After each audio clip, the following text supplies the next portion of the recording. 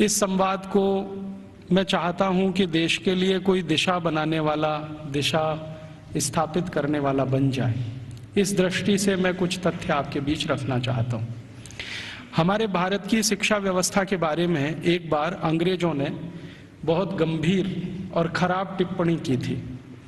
सन 1931 में महात्मा गांधी गोलमेज सम्मेलन में भाग लेने के लिए लंदन गए थे और अंग्रेजों की सरकार के साथ उनका वार्तालाप चल रहा था।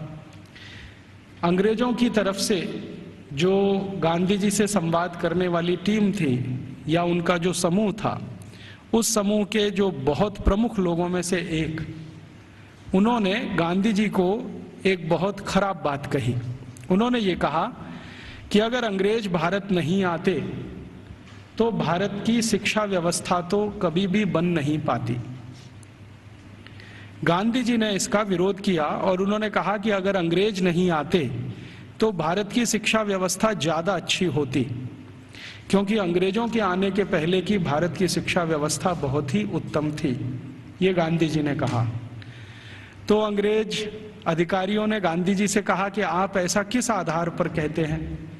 तो गांधी जी ने कहा कि मेरे देश को मैंने बहुत नज़दीक से देखा है, गांव-गांव में मैंने प्रवास किया है, वहाँ जो कुछ भी शिक्षा व्यवस्था के पुराने खंडहर दिखाई दे रहे हैं, उनके आधार पर मैं कह सकता हूँ कि भूतकाल में हमारी शिक्षा व्यवस्था बहुत अच्छी थी और बहुत मजबूत थी। उसी समय गांधी जी के साथ उन अंग्रेज अधिकारियों का विवाद हो गया और गांधी जी की गोलमेज यात्रा समाप्त होने के बाद अंग्रेज अधिकारियों ने अपनी तरफ से एक वक्तव्य जारी किया जो लंदन के सभी प्रमुख समाचार पत्रों में छपा और उसमें यह कहा गया कि गांधी जी को अपने देश की शिक्षा व्यवस्था के बारे में गर्व है, लेकिन उनके पास इस बात का कोई आधार और सबूत नहीं है कि भारत की शिक्षा व्यवस्था अंग्रेजों के आने के पहले कैसी थी। ये गांधी जी के पास कोई प्रमाण नहीं है, लिहाजा हम मानेंगे नहीं कि गांधी जी की बात सही है। और इस तरह से उस पर एक बहस चल पड़ी। भारत लौटने के बाद महात्मा गांधी ने उस बहस को बंद नहीं किया और लगातार उसको जिंदा रखा। गांधी जी के जो बहुत नजदीकी लोगों में से काम करने वाले एक व्यक्ति जो इस समय भी जीवित हैं और जो भारत के बहुत प्रमुख इतिहासकारों में माने जाते हैं, उनका नाम है प्रोफेसर धर्मपाल। जब भारत आजाद हो गया 15 अगस्त 1947 को, तो प्रोफेसर धर्मपाल जो गांधी जी के साथ भारत छोड़ो आंदोलन में शामिल हुए थे, उन्होंने गांधी जी को पूछा कि अच्छा अब मेरा काम क्या है? आज़ादी आ गई, सरकार बन गई, अब बताइए मेरा काम क्या है?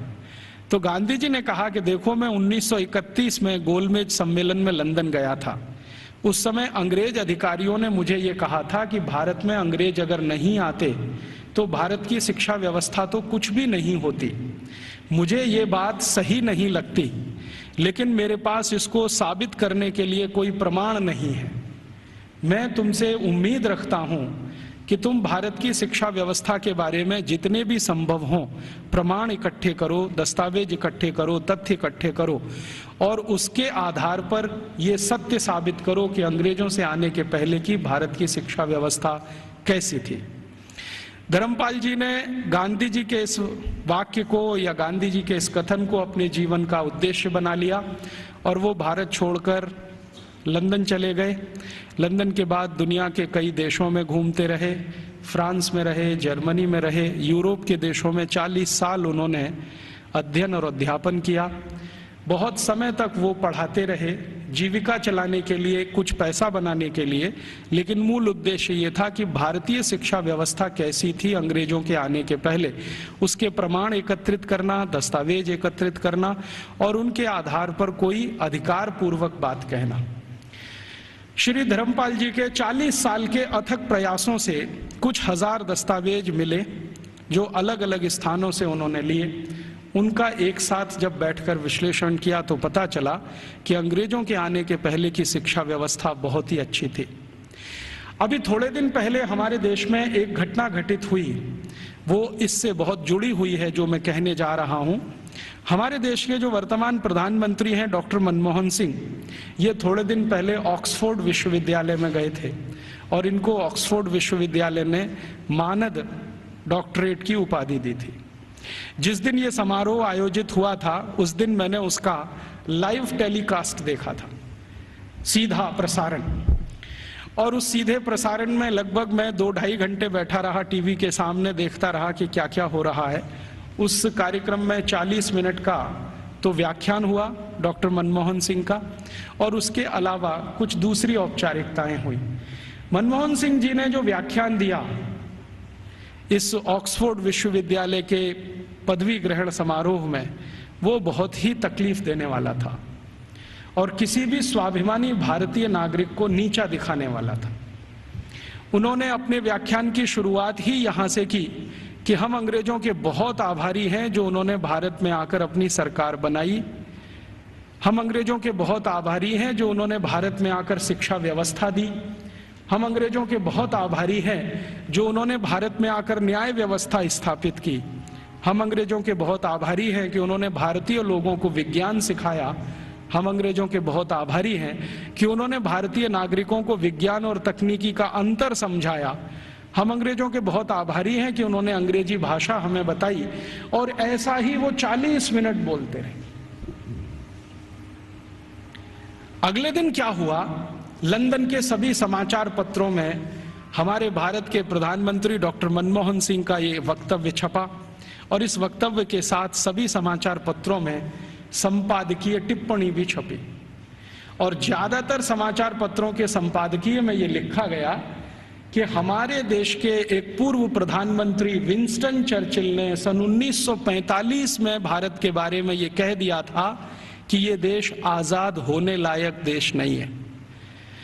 और भारत के प्रधानमंत्री डॉक्टर मनमोहन सिंह ने कल लंदन में व्याख्यान देकर ये सिद्ध कर दिया कि भारत आजादी के इतने साल के बाद भी अभी मानसिक रूप से गुलाम है। जिस देश का प्रधानमंत्री अभी भी अंग्रेजों के गुणगान करता हो, उस देश की प्रजा की मानसिक गुलामी की स्थिति क्या होगी इसका अंदाजा हम लगा सकते हैं, वगैरह वगैरह। खूब लंबी संपादकीय टिप्पणी उस पर की गई। मेरे कुछ दोस्तों ने वो संपादकीय टिप्पणियां अलग अलग अखबारों से काट कर भेज दिया। उसके बाद मैंने डॉक्टर मनमोहन सिंह के लिए एक पत्र लिखा जो लगभग 250 पेज का है। वो पत्र नहीं, एक किताब हो गई। और मैंने उनसे कहा कि हमें बड़ी शर्म आती है कि आप भारत के प्रधानमंत्री हैं जो भारत के बारे में कुछ भी नहीं जानते। हमें शर्म आती है कि आप भारत के ऐसे प्रधानमंत्री हैं जिन्होंने भारतीयता का कुछ समझने की भी जीवन में कोशिश नहीं की है। भारत अंग्रेजों के पहले कैसा था, भारत की शिक्षा अंग्रेजों के पहले कैसी थी, भारत की तकनीकी और विज्ञान अंग्रेजों के पहले कैसा था, हमारा भारत अंग्रेजों के पहले उद्योग और व्यापार में किस स्थान पर दुनिया में टिका हुआ था, ये सब बातें अगर आप दस्तावेजों के आधार पर जरा समझें और जानें तो बहुत अच्छा होगा। आप अगली बार ऐसा गुलामी का वक्तव्य देने से बचेंगे। आपको सुनकर हैरानी होगी कि मैंने ये जो पत्र लिखा, ये पत्र मनमोहन सिंह के कार्यालय में पहुंचा और एक लाइन का उत्तर आया कि आपका पत्र मिला और हम उसको कार्यवाही के लिए भेज रहे हैं।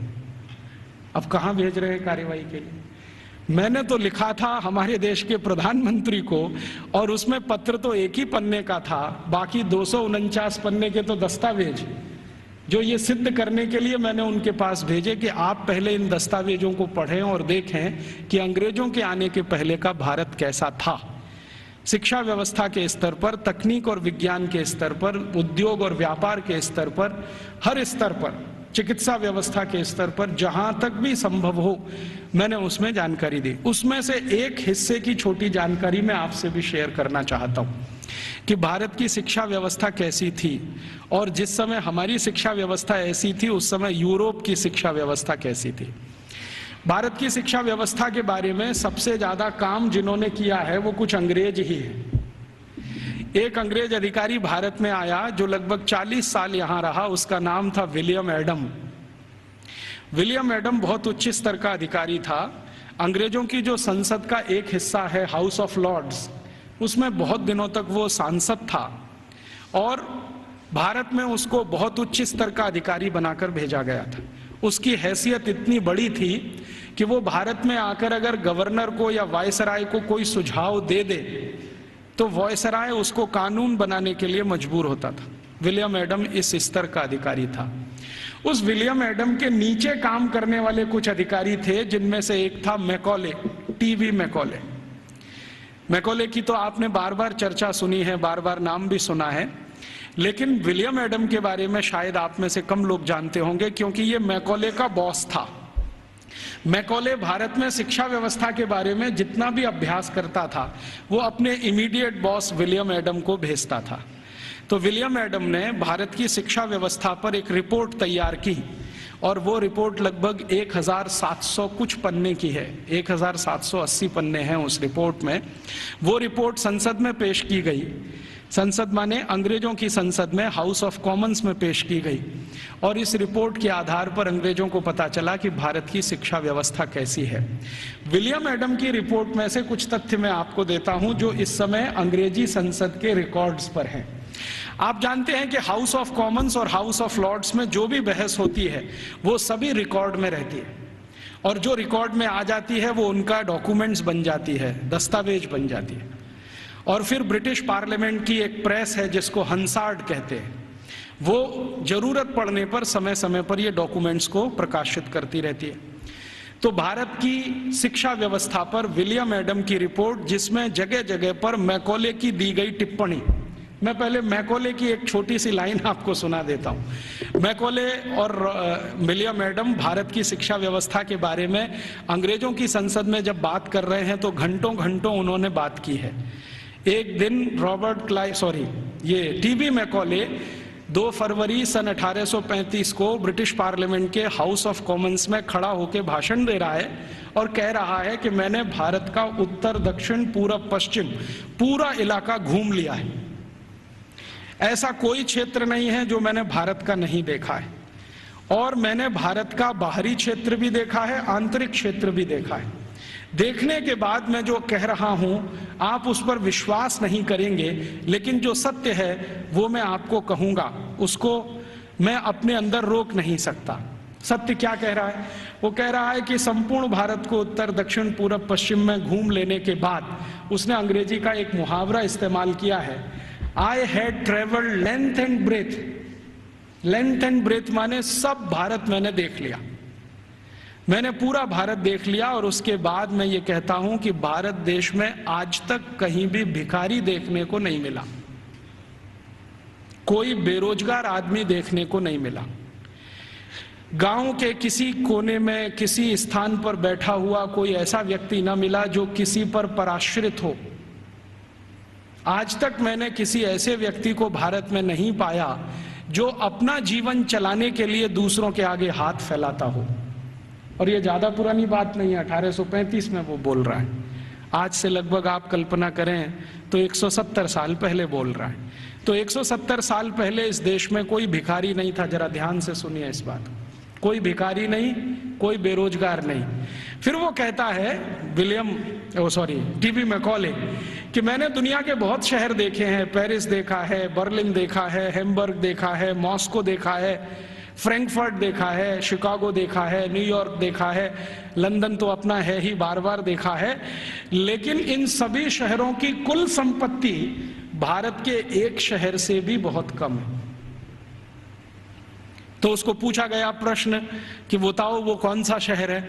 तो कहता भारत का एक शहर सूरत, और यूरोप के सारे शहर एक बाजू में, तो भी सूरत इन सभी पे भारी पड़ता है। इतनी संपत्ति, इतना धन मैंने उस शहर में देखा है। और वो कहता है कि इतना धन और संपत्ति जिस समाज के पास हो, उस समाज को गुलाम बनाना एकदम मुश्किल है। वो ये कहता है, मैं ये तो नहीं कहता कि असंभव है, लेकिन मुश्किल बहुत है।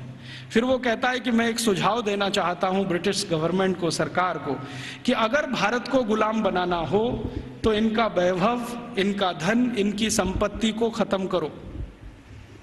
तो फिर ब्रिटिश पार्लियामेंट के सांसद उसको पूछ रहे हैं कि भारत का धन, भारत का वैभव और भारत की संपत्ति को खत्म करने के लिए तुम्हारे पास क्या योजना है?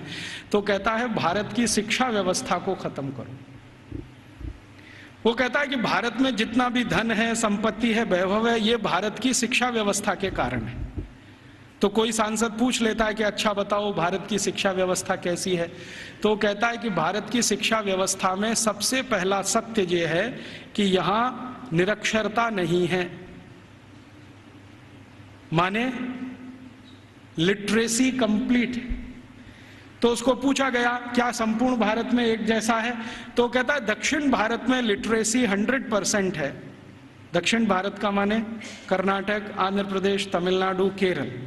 तो कहता है दक्षिण में तो 100% है, पश्चिम भारत में 98% है, 98% है, उत्तर भारत में लगभग 82% के आसपास है, मध्य भारत और बचे हुए भारत में लगभग 87% के आसपास है। तो मैं कह सकता हूं कि लगभग भारत साक्षर है। उसी समय एक दूसरा सांसद खड़ा होकर पूछता है कि अच्छा आप ये बता सकते हैं कि इंग्लैंड की स्थिति क्या है। तो उन्होंने कहा ये मैं तो नहीं बता सकता, एजुकेशन मिनिस्टर बैठे हैं वो बताएं। तो एजुकेशन मिनिस्टर खड़े होकर बोलते हैं कि जब भारत की साक्षरता लगभग 100% है, उस समय इंग्लैंड माने 3 राज्यों का समूह, अभी जिसको आजकल ब्रिटेन कहा जाने लगा है, स्कॉटलैंड, आयरलैंड और न्यू साउथ वेल्स मिला के। तो वो कहते हैं कि ये जो 3 राज्यों का समूह है जिसको ब्रिटेन कहा जाता है, इसमें कुल साक्षरता 17% भी नहीं है। 17% भी नहीं है। 17% माने 17। तो फिर पूछ रहे हैं कि भाई कारण क्या है इसका, भारत में इतनी साक्षरता और हमारे यहाँ कुछ भी नहीं। तो वो कह रहा है टीवी मैकॉले के इस समय भारत में 7,32,000 रेवेन्यू विलेजेस हैं, राजस्व वाले गांव।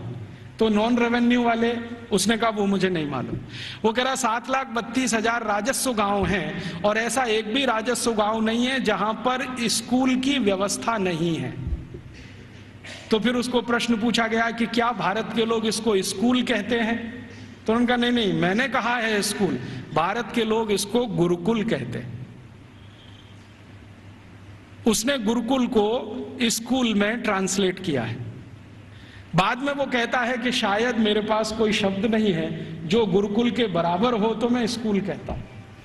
तो हम ऐसा मान लें कि मैकॉले बोल रहा है 2 फरवरी 1835 को हाउस ऑफ कॉमन्स में कि भारत के 7,32,000 गांवों में कोई भी ऐसा गांव नहीं है जहां पर गुरुकुल ना हो। इसका अर्थ क्या है, हर गांव में एक गुरुकुल है। फिर उसको पूछा गया इस गुरुकुल में क्या होता है, तो उन्होंने कहा पढ़ते हैं।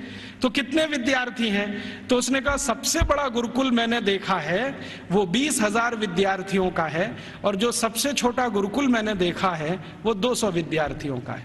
माने जो गुरुकुलों के बड़े होने का अंदाजा हम लगाना चाहें तो 200 विद्यार्थियों से लेकर 20,000 विद्यार्थियों तक के गुरुकुल इस देश में चलते हैं 1835 के आसपास। फिर वो पूछ रहे हैं कि ये जो 20,000 विद्यार्थियों का गुरुकुल है इसकी व्यवस्था कैसे होती है, ये तो बहुत बड़े विद्यार्थियों का समूह है, कैसे पढ़ाते हैं, व्यवस्था कैसे होता है। तो वो कहता है कि भारत के इन सभी गुरुकुलों में मॉनिटोरियल एजुकेशन होती है। मॉनिटोरियल एजुकेशन का मतलब हम सब समझते हैं कि आचार्य ने किसी विद्यार्थी वर्ग को तैयार किया, मान लीजिए उसमें 50 विद्यार्थी, अब वो 50 विद्यार्थी अपने से नीचे वालों को पढ़ाएंगे और वो 50 विद्यार्थियों ने जिनको पढ़ाया वो उनसे अपने नीचे वालों को पढ़ाएंगे। तो वो कहते हैं कि एक आचार्य अगर है और उसके साथ 50-60 विद्यार्थियों का समूह है जिनको वो नियमित रूप से पढ़ाते हैं तो वो 20,000 विद्यार्थियों का गुरुकुल आराम से संभालते हैं। और उसने परिभाषा दिया है कि जो आचार्य 20,000 विद्यार्थियों के गुरुकुल को संभालते हैं उनको भारत में कुलपति कहा जाता है। कुलपति माने 20,000 विद्यार्थियों के समूह की शिक्षा व्यवस्था करवाने वाला व्यक्ति, उसको कुलपति कहा जाता है। फिर उसको पूछा गया है कि ये जो गुरुकुल चलते हैं इनमें विद्यार्थी हैं वो किस वर्ग के हैं, तो वो कहता है कि भारत के नागरिक 4 वर्णों की बात करते हैं, ब्राह्मण, क्षत्रिय, वैश्य और शूद्र। तो वो कहता है कि ये सभी विद्यार्थी इन समूहों में से आते हैं। तो एक अंग्रेज उसको पूछ रहा है कि हमने तो कभी सुना था कि भारत में ज्यादा शिक्षा ब्राह्मणों के लिए है। वो कहता है नहीं, दस्तावेज बताते हैं कि ब्राह्मणों के लिए भी शिक्षा है, वैश्यों के लिए भी है, क्षत्रियों के लिए भी है और शूद्रों के लिए भी है। तो फिर उसको पूछ रहे हैं कि क्या तुम परसेंटेज में ये बता सकते हो कि ब्राह्मण कितने हैं, वैश्य कितने हैं, क्षत्रिय कितने हैं, शूद्र कितने हैं। तो वो कहता है कि दक्षिण भारत के जितने गुरुकुल हैं उनमें शूद्रों की संख्या सबसे ज्यादा है, और पश्चिम भारत के जितने गुरुकुल हैं उनमें वैश्यों और ब्राह्मणों की संख्या लगभग बराबर है, और उत्तर भारत के जितने गुरुकुल हैं उनमें सबसे ज्यादा संख्या क्षत्रियों की है, और बाकी जो 3 हैं ब्राह्मण, वैश्य और शूद्र, ये लगभग बराबर हैं, और मध्य भारत में लगभग सब बराबर है। तो कुछ लोग चौंक जाते हैं, वो ये कहते हैं ये कैसे संभव है कि शूद्रों की संख्या दक्षिण भारत के गुरुकुलों में सबसे ज्यादा है। तो वो कहता है शूद्रों की ही नहीं, दक्षिण भारत के गुरुकुलों में महिलाओं की संख्या, लड़कियों की संख्या भी सबसे ज्यादा है। तो वो एक उत्तर दे रहा है प्रश्न का जिसमें वो बोल रहा है कि दक्षिण भारत के गुरुकुलों में लगभग 58% लड़कियां हैं और 42% लड़के हैं। तो फिर उसको पूछा गया ये कैसे संभव हो रहा है भारत में। तो कहता है कि इट क्वाइट नेचुरल, ये स्वाभाविक है, क्योंकि दक्षिण भारत में महिलाओं की संख्या, लड़कियों की संख्या लड़कों से ज्यादा है। और वो कह रहा है वैसे तो भारत में सभी जगह लड़कियों की संख्या लड़कों से ज्यादा है, और आप जानते हैं कि 1881 में अंग्रेजों ने जब पहला सेंसस कराया, पहला जनसंख्या सर्वेक्षण कराया, तो उसमें भी रेशियो यही निकलता है, महिलाएं लगभग 53% हैं और 47% पुरुष हैं। तो वो कह रहा है कि गुरुकुलों में दक्षिण में लड़कियां बहुत ज्यादा पढ़ती हैं। फिर वो पूछ रहा है कि इन लड़कियों को पढ़ाने के लिए जो अध्यापक हैं, तो वो कहता है कि वो सब महिलाएं ही हैं। लड़कों को पढ़ाने के लिए पुरुष हैं, लड़कियों को पढ़ाने के लिए महिलाएं हैं। तो फिर उससे पूछा जा रहा है कि ये जो अध्यापक पढ़ाते हैं इनके लिए कोई ट्रेनिंग सेंटर है क्या। तो वो कह रहा है कि सभी गुरुकुलों के साथ उच्च अध्ययन केंद्र जुड़े हुए हैं जहां पर इन अध्यापकों को तैयार किया जाता है, और तैयार होने के बाद वो गुरुकुलों में पढ़ाने का काम शुरू कर देते हैं। हर गुरुकुल के साथ एक उच्च अध्ययन केंद्र है। फिर उसके साथ पूछा जा रहा है कि अच्छा ये बताओ भारत के इन स्कूलों में, माफ करो गुरुकुलों में क्या विषय पढ़ाए जाते हैं। तो वो गिना रहा है कि 18 विषय पढ़ाए जाते हैं, 18 विषय पढ़ाए जाते हैं। सबसे ज्यादा किस विषय पर जोर दिया जाता है। तो वो कहता है कि भारत के गुरुकुलों में सबसे ज्यादा गणित पढ़ाया जाता है। तो ये गणित कौन सा पढ़ाया जाता है। तो वो कहता है वैदिक गणित पढ़ाया जाता है। तो फिर अंग्रेज पूछ रहे हैं कि हमारे यहाँ एक कॉमर्शियल मैथमेटिक्स है, तो उनका भारत वाले उसको पढ़ते नहीं है और उसमें उनकी ज्यादा रुचि भी नहीं है, वो वैदिक मैथमेटिक्स में ज्यादा रुचि लेते हैं। फिर दूसरा कौन सा विषय है जो सबसे ज्यादा पढ़ाया जाता है गणित के बाद। तो कहता है दूसरा सबसे बड़ा विषय है खगोल शास्त्र, इसको सब भारतवासी पढ़ते हैं। फिर तीसरा कौन सा विषय है। तो वो कहता है मेटलर्जी, माने धातु विज्ञान। फिर चौथा कौन सा विषय है। तो वो कहता है कि कारीगरी, कारीगरी माने जो विभिन्न तरह की कारीगरियां गांवों में रहती हैं। हमारे सभी गांवों में 18 तरह के कारीगर होते हैं। कोई लोहे का काम करने वाला, कोई लकड़ी का काम करने वाला, कोई बांस का काम करने वाला, कोई मिट्टी का काम करने वाला। तो वो कह रहा है कि सभी गुरुकुलों में ये कारीगरी पढ़ाई जाती है, 18 विषय उसमें अलग हैं। फिर वो पूछ रहा है कि इसके आगे के विषय बताओ। तो कहते हैं वो कि एस्ट्रोफिजिक्स पढ़ाते हैं। एस्ट्रोफिजिक्स समझते हैं, मॉडर्न साइंस का विषय है, और भारत में 1835 में सभी गुरुकुलों में ये पढ़ाया जाता है, एस्ट्रोफिजिक्स। फिर और क्या पढ़ाते हैं। तो कहते हैं रसायन शास्त्र पढ़ाते हैं। रसायन शास्त्र के साथ और क्या पढ़ाते हैं। तो कहता है चिकित्सा शास्त्र पढ़ाते हैं। चिकित्सा शास्त्र में क्या विषय हैं। तो वो कहता है औषधि विज्ञान एक है और शल्य क्रिया दूसरा है, माने सर्जरी है और मेडिसिन है। और ऐसे ऐसे करके वो 18 विषय को गिनाता है। तो फिर वो पूछते हैं कि कैसे संभव है कि भारत के विद्यार्थी ये 18 विषय पढ़ लेते हैं। तो वो बताता है कि भारत के विद्यार्थियों को गुरुकुल में जब प्रवेश मिलता है तो वो सामान्य रूप से 5 वर्ष के होते हैं, और जब वो गुरुकुल से पढ़कर निकलते हैं तो उनकी उम्र 21 और 22 वर्ष की होती है। लगभग उनको इतना समय मिलता है 15 साल का, जितने में वो सब पढ़ लेते हैं। तो फिर उनको पूछा गया कि ये विषय कैसे पढ़ाए जाते हैं, रोज पढ़ाए जाते हैं? तो उसने कहा नहीं नहीं, रोज नहीं पढ़ाए जाते, एक एक करके पढ़ाए जाते हैं। एक एक करके पढ़ाए जाते हैं माने एक विषय लिया और उसको पूरे 1 साल पढ़ाया, या 8 महीने पढ़ाया, या 9 महीने पढ़ाया। जब वो पूरा हो गया तब उसको छोड़ा, फिर दूसरा विषय लिया, फिर तीसरा विषय लिया। ऐसे करके 15-16 साल में सब विषय पढ़ाए जाते हैं। फिर वो पूछ रहा है परीक्षा कैसे होती है? तो उनका भारत में परीक्षा होती नहीं है, परीक्षा नहीं होती है। तो कैसे पता चलता है? वो पूछ रहे हैं बहुत सारे एमपीज के एवेल्युएशन का तरीका क्या है। तो उन्होंने कहा कि यहाँ के जो आचार्य और शिक्षक होते हैं वो विद्यार्थियों को जब एक विषय पूरा पढ़ा देते हैं तो उसी के आधार पर उनके कौशल को जानने के लिए, हुनर को परखने के लिए कुछ काम उनको दे दिए जाते हैं। वो काम कितनी कुशलता से करते हैं इसके आधार पर तय होता है। ये नहीं है कि क्लासरूम में बैठकर 3 घंटे का कोई क्वेश्चन पेपर सॉल्व कर रहे हैं, क्लासरूम में रट लिया है और आंसर शीट पर वॉमिटिंग कर रहे हैं। ऐसा नहीं है भारत में। उसने मजाक में कहा है लेकिन ये गंभीर है समझने के लिए। तो उसको पूछा गया है कि अच्छा आप जरा बताओ कि हमारी इंग्लैंड की स्थिति क्या है, अगर ऐसी शिक्षा भारत में है तो इंग्लैंड में। तो कहता है जी इंग्लैंड में तो अभी 17% ही साक्षरता नहीं है। और वो कह रहा है कि जब भारत में 7,32,000 गुरुकुल है तो पूरे इंग्लैंड में कुल मिलाकर 240 भी स्कूल नहीं है, और जो स्कूल हैं उनमें गणित पढ़ाना तो किसी को नहीं आता है। वो एक ही विषय पढ़ाते हैं और वो है बाइबल, और कुछ पढ़ाने को इनको नहीं है। मुझे थोड़ा इंटरेस्ट आया विलियम एडम की रिपोर्ट पढ़ने के बाद, तो मैंने इंग्लैंड के पिछले 400 साल के इतिहास के दस्तावेज इकट्ठे किए।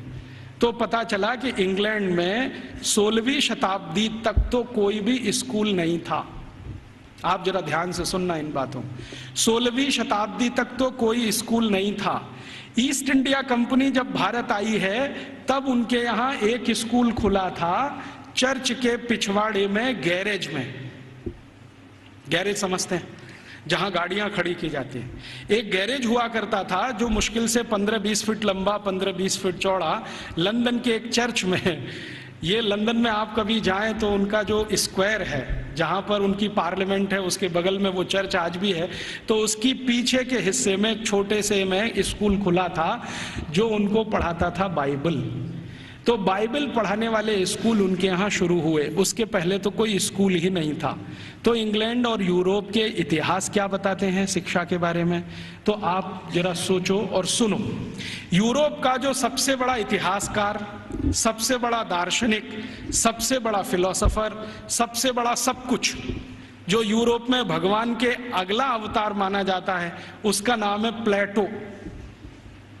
प्लेटो सबसे महान। वो ये कहते हैं ये तो ईश्वर का ही अंश है, माने ईसा मसीह के बाद यूरोप में अगर किसी की इज्जत है तो वो प्लेटो की है। प्लेटो के बारे में यूरोप के सारे अर्थशास्त्री, सारे के सारे दूसरे शास्त्री, चाहे वो फिजिक्स वाले हों, केमिस्ट्री के हों, बॉटनी के हों, जूलॉजी के हों, इंजीनियरिंग के हों, मेडिकल के, सब मानते हैं the whole of the European civilization is a footnote of Plato. मतलब यूरोप की पूरी सभ्यता जो है ना प्लेटो के फुट नोट जैसी है। माने प्लेटो ने जितना कुछ लिख दिया है वो किसी पुस्तक के फुट नोट में अगर है तो उतनी ही पूरी यूरोप की सभ्यता है। मतलब यूरोप की सभ्यता का जनक प्लेटो ही है। प्लेटो ने अपनी जिंदगी में कई महत्वपूर्ण पुस्तकें लिखी हैं, उनमें से 2 का जिक्र करता हूं। एक पुस्तक उसकी जो दुनिया में सबसे ज्यादा चर्चित हुई है, द रिपब्लिक, गणतंत्र, और दूसरी पुस्तक जो बहुत चर्चित है पूरी दुनिया में, लॉज, LAWS, लॉज। ये 2 किताबें प्लेटो की सारी दुनिया में सबसे ज्यादा पढ़ाई जाती हैं, बहुत चर्चा होती है। द रिपब्लिक में प्लेटो लिखता है कि शिक्षा की जरूरत सभी को नहीं होती।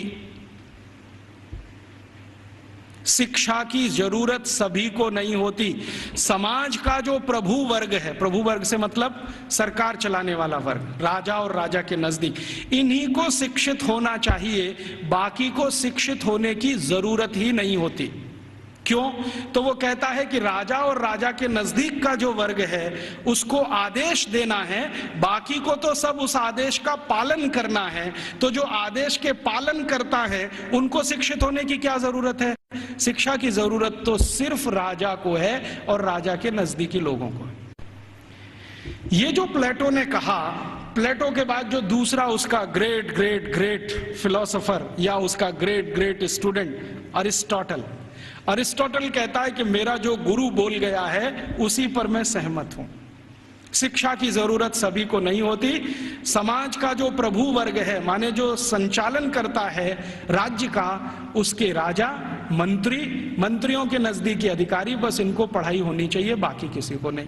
अरिस्टोटल के बाद जितने भी फिलोसोफर आए हैं और लेटेस्ट रूसो, देकार्ते, लेविनिज, ये सब अपनी अपनी किताबों में लिख रहे हैं शिक्षा की जरूरत किसी को नहीं होती। अगर जरूरत है तो थोड़ा राजा को है। माने यूरोप में प्लेटो के समय से चली हुई विचारधारा आज 18वीं शताब्दी के सभी दार्शनिकों तक सतत चली आई है। शिक्षा सबके लिए नहीं है, सिर्फ राजा के लिए और प्रजा के लिए। प्रजा को जरूरत नहीं है शिक्षा की, राजा के नजदीकी लोगों को जरूरत है। तो फिर यह शिक्षा कैसे पूर्ति की जाए? तो प्लेटो लिखता है रिपब्लिक पुस्तक में ही कि राजा को अगर अपने बच्चों को शिक्षा दिलवानी है या खुद को शिक्षा लेनी है या उसके मंत्रियों को शिक्षा दिलवानी है तो इसके लिए स्कूल नहीं चाहिए।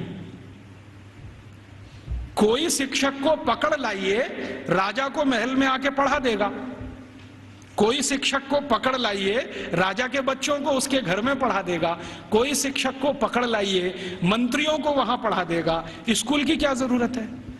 तो फिर प्लेटो को कई बार पूछे जाने वाले प्रश्नों में से एक है कि स्कूल क्यों नहीं चाहिए?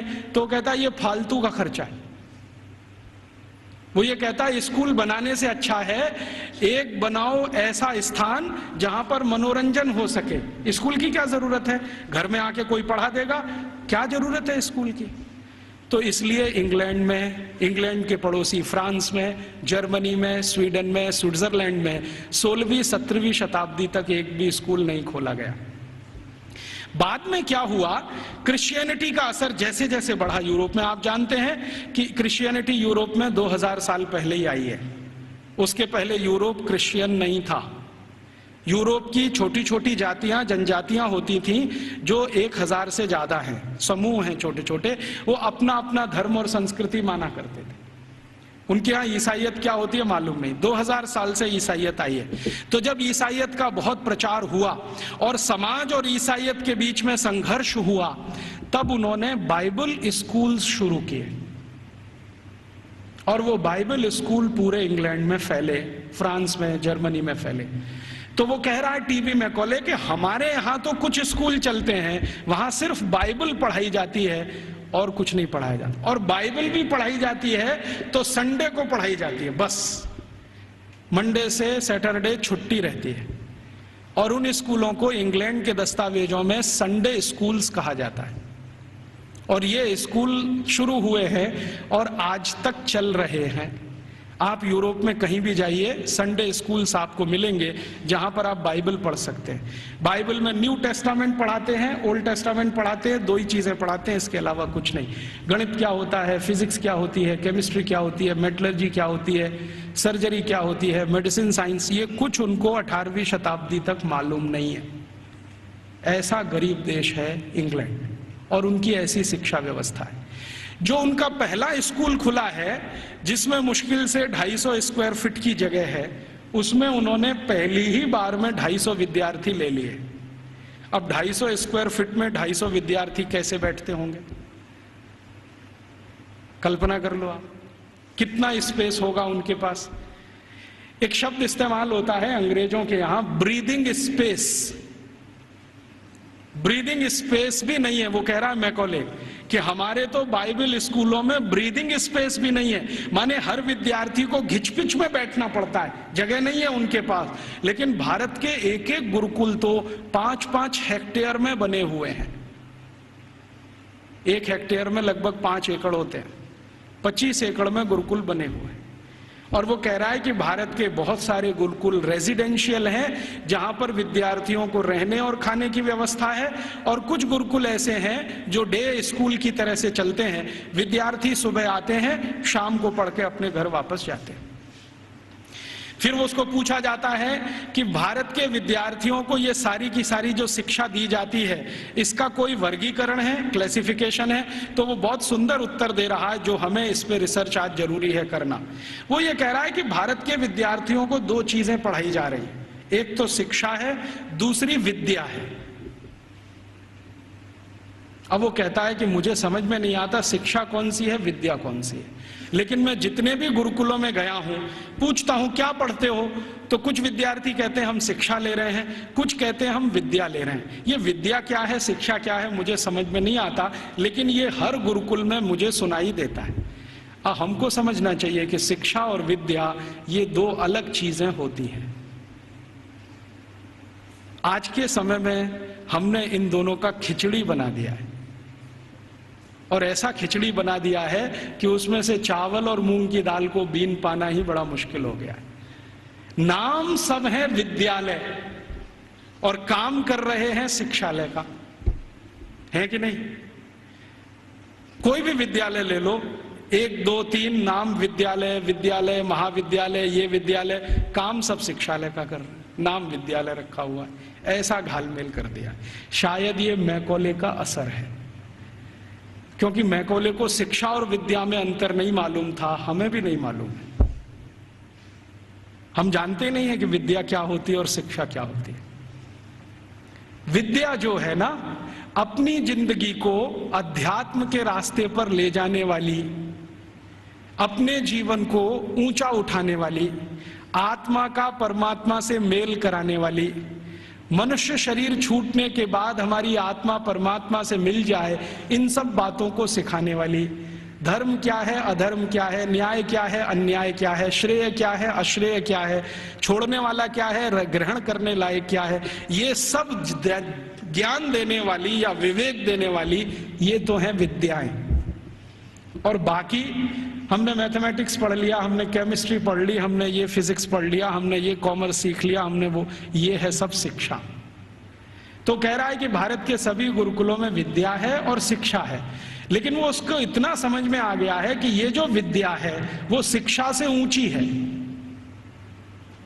इसलिए भारत में गुरुकुल में जाने वाला सभी अपने को विद्यार्थी कहता है, शिक्षार्थी कोई नहीं कहता अपने को, क्योंकि मूल जो वो सीखने आया है वो कुछ और सीखने आया है। खाली गणित सीखने नहीं आया है, या खाली कॉमर्स सीखने नहीं आया, या खाली मेटलर्जी सीखने नहीं आया, विद्या सीखने आया। इसलिए विद्यार्थी कहलाना वो पसंद करता है अपने आप को। और वो कहता है कि जितनी ऊंची कल्पना भारत में है विद्या और शिक्षा की, हम तो उसके दूर दूर कहीं नजदीक तक नहीं है। फिर उसको पूछा जाता है कि अच्छा ये बताओ कि भारत में हायर स्टडीज सेंटर हैं क्या? तो कहता हाँ हैं। कितने हैं? तो संख्या गिना रहा है 15,800 कुछ। हायर स्टडीज सेंटर का मतलब क्या है? हायर स्टडीज सेंटर का माने विश्वविद्यालय। उनकी जो परिभाषा है ना, उस परिभाषा में विश्वविद्यालय, हायर स्टडीज सेंटर। हमने तो कुछ 2-4 नाम सुने हैं, एक नालंदा का हुआ करता था, एक तक्षशिला का हुआ करता था, लेकिन 1835 में मैकॉले बोल रहा है अपने पार्लियामेंट में कि 15,800 कुछ विद्यालय, सॉरी विश्वविद्यालय। और वो ये कह रहा है कि ये जितने भी विश्वविद्यालय हैं ये किसी एक विषय के निपुण हैं, कोई एक विषय। जैसे वो नाम लिख के बता रहा है, मेरे पास ये सब नाम है 15,800 और उसकी सीडी है। अगर एलसीडी प्रोजेक्टर हो तो मैं आपको दिखा सकता था। लैपटॉप मेरे पास अभी है, उसमें सब फीड किया हुआ है। एक विद्यालय है, माफ करिए विश्वविद्यालय है, अमरावती विश्वविद्यालय। अमरावती विश्वविद्यालय मशहूर है किस बात के लिए? वो मेटलर्जी के लिए मशहूर है, धातु विज्ञान सिखाया जाता है। और पूरा विश्वविद्यालय धातु विज्ञानियों से भरा हुआ है। और धातु विज्ञान कई तरह का है, जैसे कच्चे लोहे से फौलाद बनाना, जैसे जमीन में से लोहा तांबा लोहा तांबा सिल्वर माने चांदी और सोना, ये जो दूसरी दूसरी बेशकीमती धातुएं निकलती हैं, इनका एक्सट्रैक्शन कैसे किया जाए ये सिखाने वाला। माने आज जो हमारे यहाँ आईआईटीज में सिखाया जाता ना मेटलर्जी में, वही वहां उस समय यूनिवर्सिटीज में सिखाया जाता। फिर वो कह रहा है एक विश्वविद्यालय में गया था, कांगड़ा विश्वविद्यालय, कांगड़ा माने हिमाचल, तो वो किसके लिए मशहूर है? तो कह रहा है ये सर्जरी के लिए मशहूर है। तो उसको पूछा जा रहा है कि किस तरह की सर्जरी होती है, तो कहता है जी हम सोच नहीं सकते वैसी सर्जरी होती है। और उसको उसने शब्द दिया है जिसको आज के इक्विवेलेंट अगर मैं कहूं तो राइनोप्लास्टी। राइनोप्लास्टी सर्जरी का लेटेस्ट साइंस है 21वीं शताब्दी का, जिसमें आपके शरीर के किसी अंग के चमड़े को निकालकर किसी दूसरे अंग पे लगा दिया जाए। और ये 1835 में वो बोल रहा है कि कांगड़ा विश्वविद्यालय में तो ये सब सिखाया जाता है और सब सीखते हैं राइनोप्लास्टी। तो वो कहता है मैंने मेरी आंखों से एक ऑपरेशन देखा है जिसमें पैर के नीचे के हिस्से से माने घुटने से नीचे के हिस्से से चमड़ी निकालकर नाक पर लगाई गई, और वो कहता है 21 दिन में वो पूरा ठीक हो गया है, पता ही नहीं चलता है कि इसका कोई ऑपरेशन हुआ है। ग्राफ्टिंग जिसको कहते हैं, स्किन ग्राफ्टिंग। और ये 1835 में भारत में होता है। कांगड़ा विश्वविद्यालय का उसने लंबा डिस्क्रिप्शन किया है कि मैंने ऐसा देखा, मैंने वैसा देखा। फिर इसी तरह एक अंग्रेज अधिकारी है, वो खड़ा होकर चिल्लाने लगता, हाँ मैंने भी देखा है, कर्नल कूट उसका नाम। जैसे ही उसने सुना तो वो भी खड़ा हो गया, उसने कहा मैंने भी देखा है, एक बार मैं भारत देश गया था, हैदर अली के साथ मैंने युद्ध लड़ा था, हैदर अली ने मुझे परास्त कर दिया था, मेरी नाक काट दी थी, मैं कटी हुई नाक लेके वहां से भागा था, और बेलगाम नाम का भारत में कोई एक गांव है, वहां के एक वैद्य ने मेरी नाक का ऑपरेशन किया था और जोड़ दिया था, और अभी वो नाक मेरी ऐसी है। वो खड़े होकर बोल रहा। तो उसको सब सांसद पूछ रहे हैं कि अच्छा तुम्हारी नाक ही काटी थी, सिर क्यों नहीं काटा? क्योंकि तुम तो परास्त हो गए थे, तो तुम्हारा सिर क्यों नहीं काट दिया? तो वो कहता है भारत के राजा बड़े दयालु हैं, उनके मन में बड़ी दया है, दुश्मन को भी पूरा मारते नहीं है, अंग भंग करके छोड़ देते हैं, और भारत में नाक कटना ही बहुत बड़ी बदनामी की बात है, हमारे यहां ऐसा कुछ। तो ये कर्नल कूट के जो कहे हुए और मैकॉले के कहे हुए इन दस्तावेजों से अंदाजा लगता है कि सर्जरी कोई बहुत ऊंचे स्तर की थी। फिर इन सर्जरी को करने वाले जो आचार्य होते थे, उन आचार्यों के उपकरण कैसे हैं उसका वो डिस्क्रिप्शन कर रहा है। और आपको सुनकर आश्चर्य होगा कि सामान्य रूप से सर्जरी का एक आचार्य माने आज का MS मास्टर ऑफ सर्जरी, उस जमाने का आचार्य, तो वो कहते हैं कि सामान्य रूप से एक आचार्य के पास कम से कम 500 इंस्ट्रूमेंट्स तो होते ही हैं। वो कहता 20 तरह की तो उनके पास क्लिप्स हैं, ये जो 2 वाली होती है ना पकड़ के, 20 तरह की, और सभी उच्च स्तर के लोहे से बनी हुई, जिनमें कभी जंग नहीं लगता।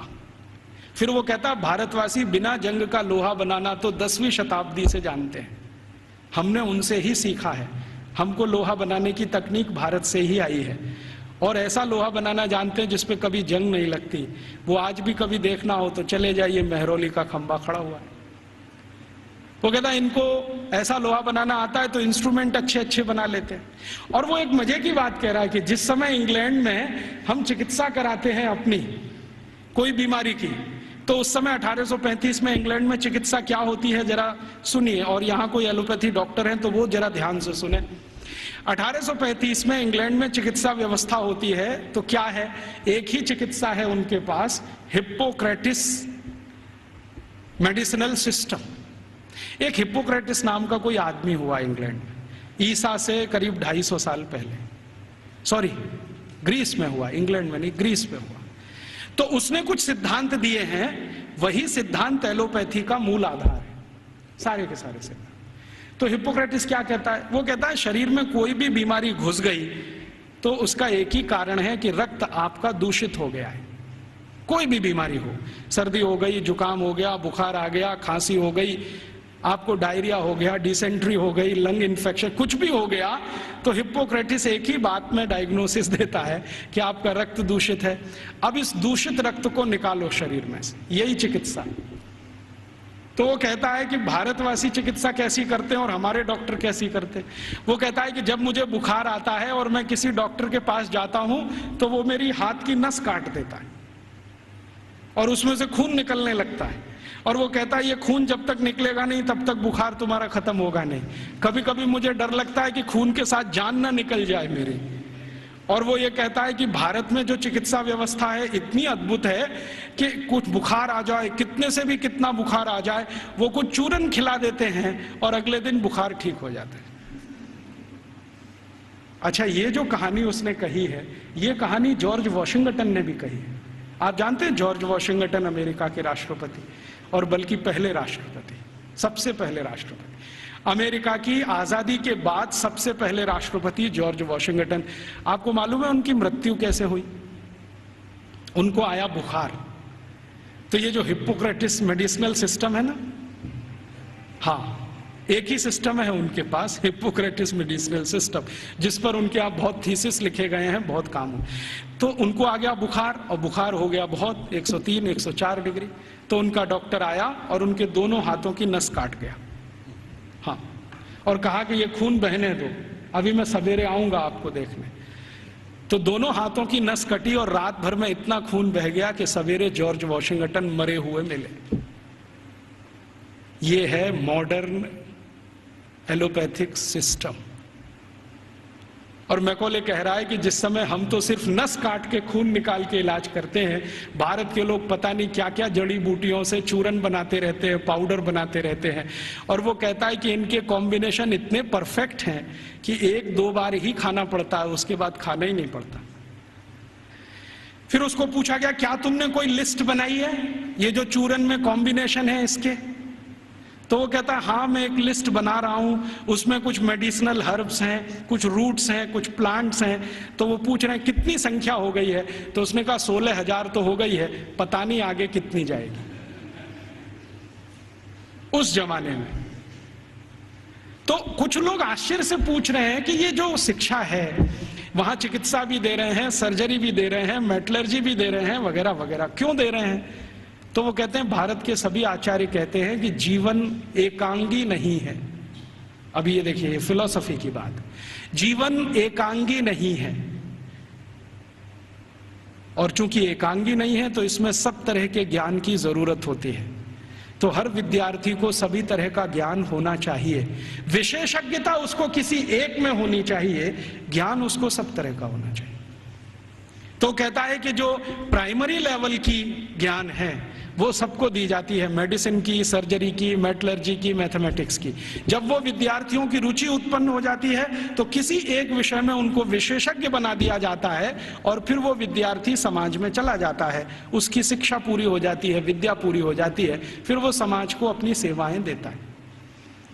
और वो एक बहुत महत्व की बात कह रहा है कि भारत के विद्यार्थी इन सब गुरुकुलों से जब पढ़कर निकलते हैं तो उनको संकल्प कराया जाता है, संकल्प कराया जाता है। और संकल्प क्या कराया जाता है? तो उनको ये कहा जाता है कि देखो, ये जो ब्रह्मांड जगत है, वो उसको अंग्रेजी में एक्सप्लेन कर रहा है, ठीक से नहीं कर पाया, कहीं गलती है वो मैंने ठीक कर दिया है, क्योंकि बहुत सारी चीजें उनके समझ की बाहर है जो हमारी समझ के लिए सामान्य है। क्योंकि हर सभ्यता में कुछ बातें विशेष होती हैं जो दूसरी सभ्यता में नहीं मिलती है, तो बाहर वाला आकर उसको जिस चश्मे से देखेगा, हमारा चश्मा उससे बिल्कुल अलग होगा।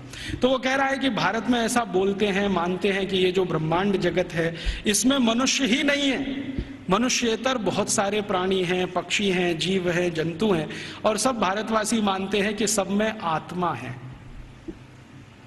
सब में आत्मा है। और प्लेटो क्या कहता है? प्लेटो करे जरा इसका सोचो, वो रिपब्लिक में लिख रहा है और लॉज में उसको रिपीट किया है। वो ये कहता है आत्मा सिर्फ राजा में होती है, प्रजा में आत्मा ही नहीं होती। प्लेटो का है, ये मेरा नहीं।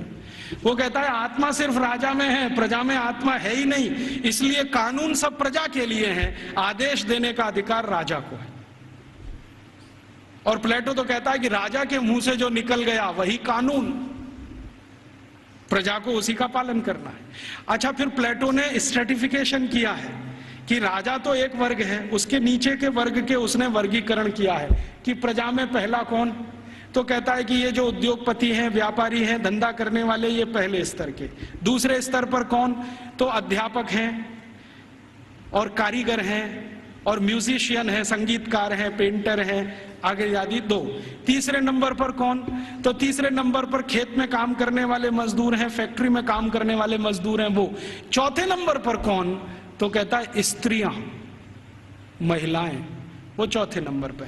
आखिरी पांचवा कोई नंबर नहीं है वहां। तो वो कहता है प्लेटो कि मैं कभी कभी कल्पना करता हूं कि प्रजा में गलती से आत्मा आ गई तो स्त्रियों में तो कभी नहीं आती।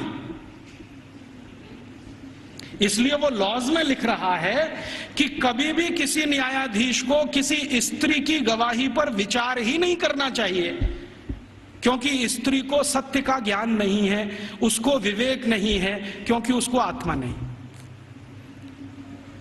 तो आप जानते हैं ये जो मॉडर्न जस्टिस माने जुडिशियल सिस्टम निकला, जिसमें से आईपीसी, सीआरपीसी और सीपीसी आया और हमने बिना सोचे समझे उसको अपने देश में अपनाया, इस जुडिशियल सिस्टम में 1950 तक किसी महिला की गवाही को माना ही नहीं जाता था। यूरोप में अदालत में चलने वाले किसी भी मुकदमे में किसी महिला की गवाही नहीं मानी जाती थी। तो क्या हुआ, फिर यूरोप में एक बगावत हुई जिसको वीमेन्स लिव कहा जाता है, स्त्री मुक्ति, और इसका नेतृत्व किया एक फ्रांसीसी लेखिका ने, उसका नाम था सिमोन द बोउआर। उसके एक गुरु हुआ करते थे जॉन पॉल सार्त्र, जिनको आधुनिक दार्शनिकों में बहुत ऊंचा स्थान मिला हुआ है। तो सिमोन द बोउआर ने सालों साल आंदोलन चलाया, तब फ्रांस में इतना हुआ कि किसी 3 स्त्री की गवाही एक पुरुष के बराबर है। इतना हुआ, बस इतना ही हुआ। और उसके बाद सिमोन द बोउआर मर गई और वो कहती थी कि मैं इतना ही करा पाई, यही मेरे लिए बहुत है कि कम से कम अदालत ने 3 महिलाओं की गवाही एक पुरुष के बराबर तो मानी। और प्लेटो चूंकि ये कहता था कि स्त्री में आत्मा नहीं होती है, तो 1950 तक यूरोप के किसी भी देश में महिलाओं को वोट डालने का अधिकार नहीं था। वोट डालने का तो छोड़ दो, बैंक में अकाउंट खोलने का अधिकार नहीं था किसी महिला को। अकाउंट खुलेगा तो उसके पति का खुलेगा, महिला का नहीं खुलेगा। और जो विधवा है तो उसके बेटे के नाम से खुलेगा, महिला के नाम से नहीं खुलेगा। जो बेटा ही नहीं है तो पड़ोसी के बेटे के नाम से खुलेगा। हाँ, उसके नाम से बैंक अकाउंट नहीं खुल सकता। और 1950 तक यूरोप के किसी भी शहर में महिला घर से अकेली नहीं निकल सकती। क्यों? आत्मा नहीं है तो पता नहीं कहां जाएगी। तो इसलिए उसके साथ में पुरुष का होना जरूरी है, वो चाहे 3 साल का ही क्यों ना हो। और प्लेटो ने लिख दिया ना स्त्री में आत्मा नहीं होती, तो सारे यूरोपियन दार्शनिकों ने कहा है कि स्त्री तो मेज कुर्सी जैसी होती है, जब तक इस्तेमाल करो अच्छी लगती है, नहीं लगती बाहर फेंक दो, दूसरी ले आओ। ये है उनकी फिलॉसफी। तो मैकॉले ये सब वर्णन कर रहा है कि हम तो सोच ही नहीं सकते हैं हमारे यहाँ महिलाएं गुरुकुल की आचार्य हो सकती है। वो कह रहा है भारत में आधे से ज्यादा गुरुकुलों की आचार्य महिलाएं, आधे से ज्यादा। और वो कह रहा है कि ये सिर्फ गुरुकुलों की नहीं, हायर स्टडीज सेंटर में भी यही है। तो उसको पूछा जा रहा है कि ये भारत में ऐसा कैसे हो गया, महिलाओं को इतनी शिक्षा मिल गई, इतनी ऊपर आ गई। तो वो कहते हैं भारत वाले बिल्कुल विचित्र हैं, ये कुछ और मानते हैं। हम मानते हैं कि स्त्री में आत्मा नहीं होती, भारत वाले कहते हैं कि स्त्री परमात्मा के सबसे नजदीक होती है, क्योंकि उसमें पुरुष से कुछ गुण ज्यादा होते हैं। हमारे सभी शास्त्रों में आप ये देख सकते हैं, चाहे ऋग्वेद में देखना हो तो देख लीजिए। ऋग्वेद के कई सूत्र ऐसे हैं जो ये बताते हैं कि स्त्री पुरुष से ऊंची है, क्योंकि उसमें ईश्वरीय गुण हैं। और आज की जो मॉडर्न साइंस है ना, इसने इसको दूसरे तरह से कहा है कि स्त्री में एक क्रोमोसोम ज्यादा होता है, वही सारा खेल खेलता है। पुरुष में नहीं है। स्त्री तय करती है कि बच्चा होगा या नहीं होगा, पुरुष में कोई दम नहीं है। तो ये आज की मॉडर्न साइंस कहती है। हमारी साइंस तो बहुत पहले कह चुकी है कि स्त्री ईश्वर के सबसे नजदीक है। हमारे कई शास्त्रों में ऐसे सूत्र हैं जो ये कहते हैं कि जब समाज को ये पता ना चले कि क्या करना क्या नहीं करना, तो स्त्रियों से पूछो, वो बताएंगी कि क्या करना। क्यों? क्योंकि उनको फंक्शनल नॉलेज सबसे ज्यादा होती है। फंक्शनल नॉलेज हम समझते हैं, जो क्रियात्मक ज्ञान है, जिससे कुछ हो जाता है, ऐसा ज्ञान उनको सबसे ज्यादा है। और फालतू ज्ञान पुरुषों को बहुत होता है। और उसका तमाशा देखना हो तो भारत की संसद को देख लो।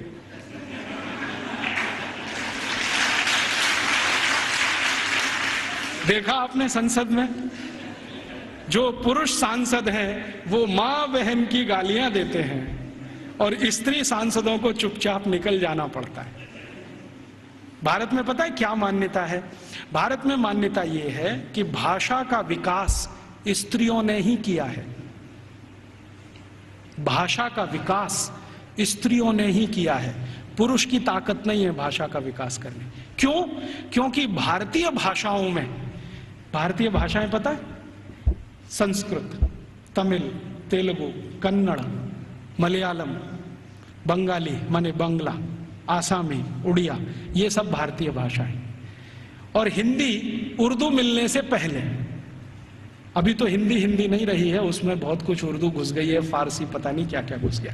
तो हिंदी उर्दू मिलने से पहले और बाकी सब भारतीय भाषाएं। आपको मालूम है इनमें गालियां नहीं है, एक भी गाली नहीं है। और गाली नहीं है तो यह सिद्ध करता है कि यह भाषा स्त्रियों ने ही रची है। हाँ,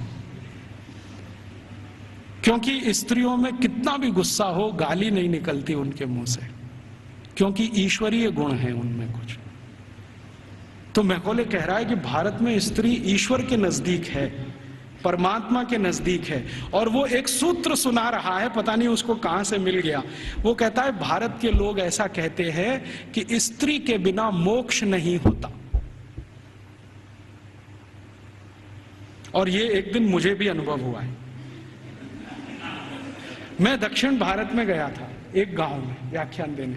वो गांव में एक मंदिर है, बड़ा मशहूर मंदिर है। मैंने सोचा मैं भी दर्शन करूं, तो पुजारी ने कहा आप अंदर नहीं जा सकते। मैं पूछा क्यों? कि आप ब्रह्मचारी हैं। मैं पूछा तो क्या हुआ, ब्रह्मचारी हूं, अंदर नहीं जा सकता। नहीं जा सकते। क्यों नहीं जा सकता? कि आप पवित्र नहीं है। मैं पूछा वो कैसे? उन्होंने कहा पवित्रता तो स्त्री के आने के बाद ही आती है। हाँ, और वो ब्रह्मचारी ने इतनी गंभीरता से कहा कि मैं देखने लगा उसका चेहरा, ये बोल क्या रहा है। तो उसने कहा कि स्त्री के जीवन में आने के बाद ही पुरुष पवित्र होता है, उसके पहले तो वो लंपट होता है।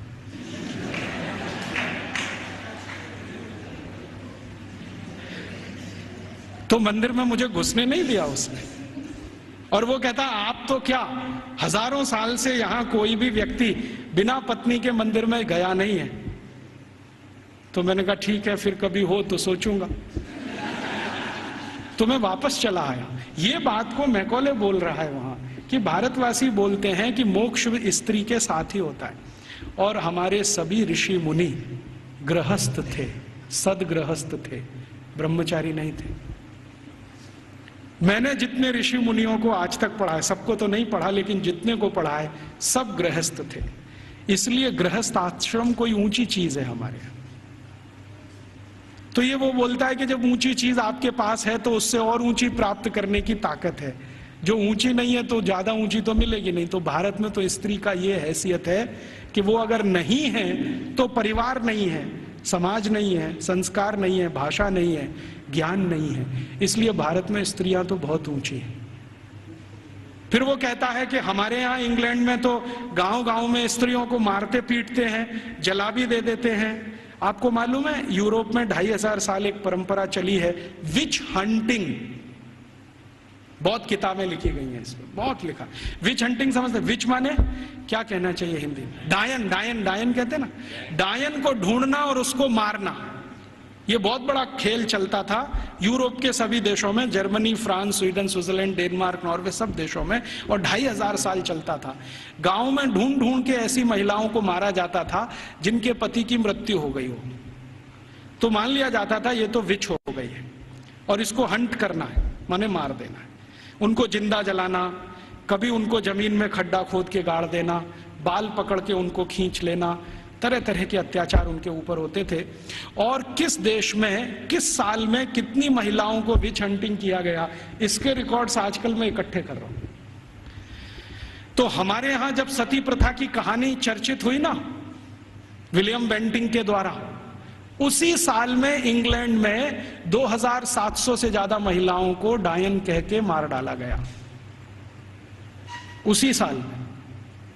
अब हुआ क्या कहानी में कि विलियम बेंटिंक ने अपने देश में जो 2500 से ज्यादा महिलाओं को डायन मरवाया कह के, उसकी चर्चा तो की नहीं आज तक। एक किसी महिला को इस देश में डायन सिद्ध करके मरवा दिया, उसको इतना ग्लोरीफाई कर दिया कि भारत के सभी गांवों में यही होता है। और विलियम बेंटिंक को तो कुछ समझ भी नहीं थी, अकल भी नहीं थी। अभी थोड़े दिन पहले इस प्रश्न का मुझे उत्तर मिला। भारत देश में आप जानते हैं कि 4500 से ज्यादा वनवासी जातियां हैं, 4556 हैं कुछ वनवासी जातियां। जैसे गोंड हैं, वो एक वनवासी जाति है। ऐसे ही गोंड जैसे 4500 से ज्यादा समूह हैं। इनके बीच में मैं पिछले कुछ सालों से घूम रहा हूं और मैंने वहां देखा कि सती का मतलब क्या होता है, सती कहते किसको है। एक बार गोंड लोगों के एक बहुत बड़े सम्मेलन में मैं गया और वहां किसी को सती किया जाना था। मैंने कहा चल के देखूं ये होता क्या है सती होना।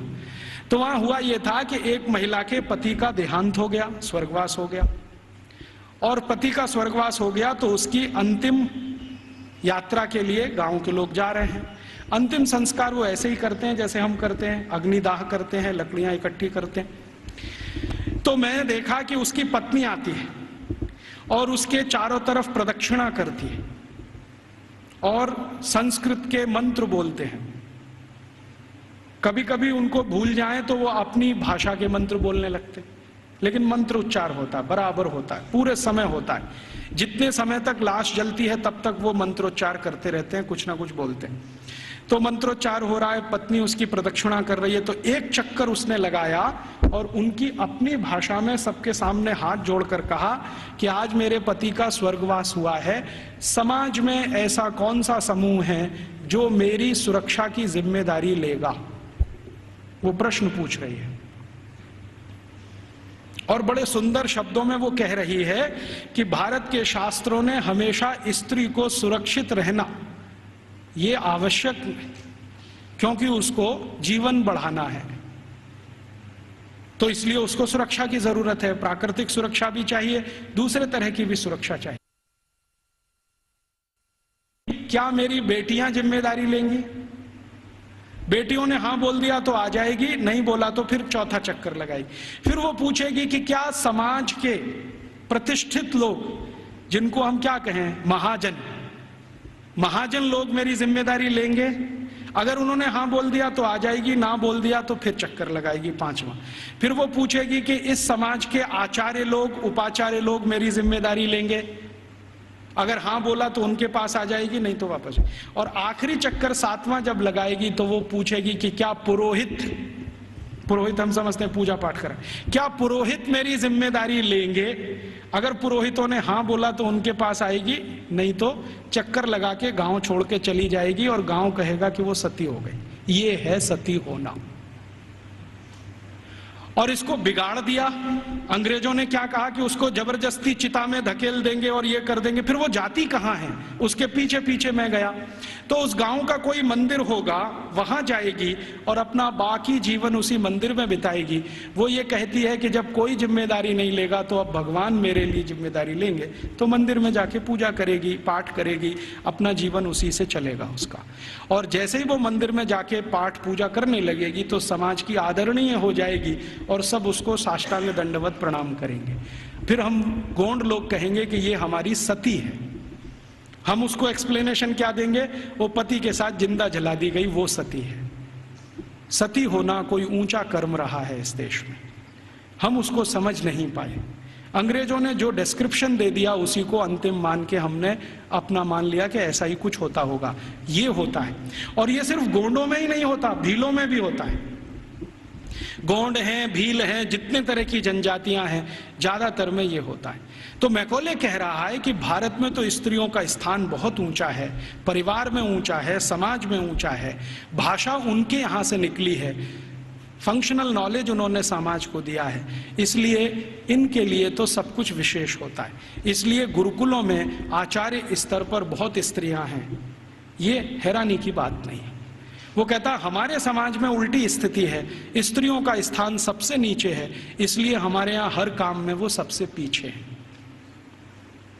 तो इस तरह की कुछ बातें हैं जो मैकॉले के डॉक्यूमेंट्स बताते हैं, और विलियम एडम ने इससे भी ज्यादा कुछ खोज की है, और उसके डॉक्यूमेंट्स इससे भी आगे की कई बातें बताते हैं कि भारत के ये जो गुरुकुल हैं, इन गुरुकुलों का योगदान क्या है समाज में।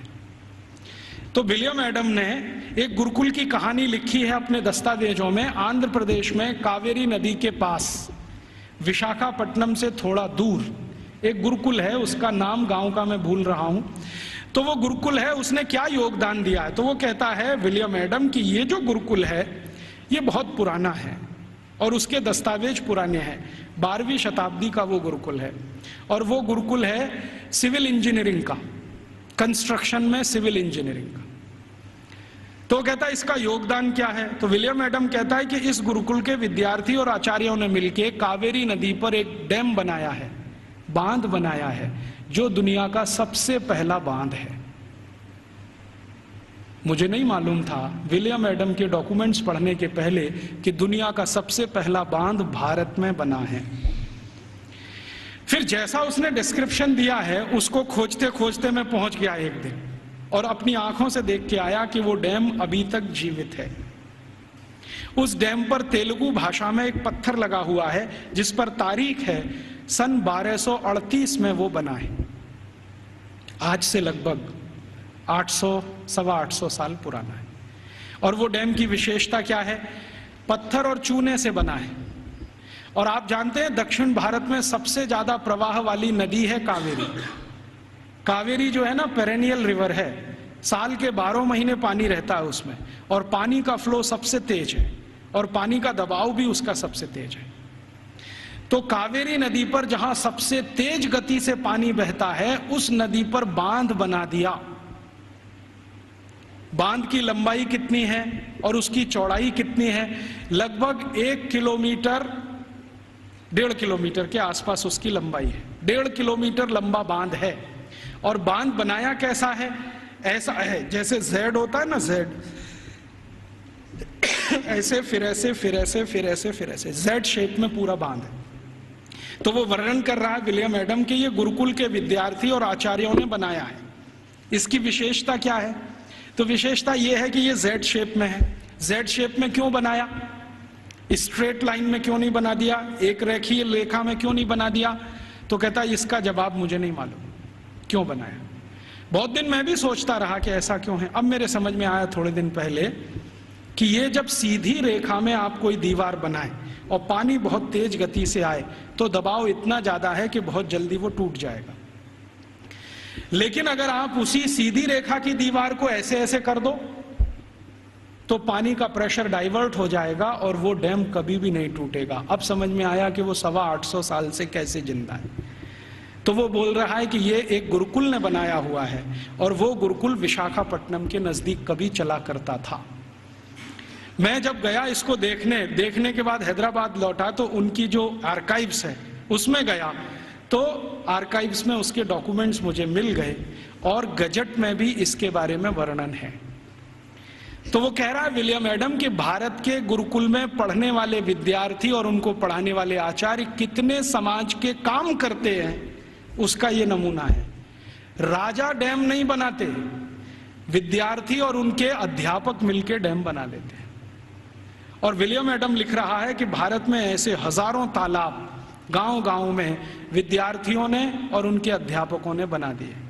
ऐसी हजारों गौशालाएं गांव-गांव में विद्यार्थियों ने और अध्यापकों ने बना दी। ऐसी हजारों समाज उपयोगी चीजें जैसे धर्मशालाएं, कुएं, पानी की रहट, ये सब विद्यार्थियों ने अध्यापकों के साथ मिलकर बना दिए।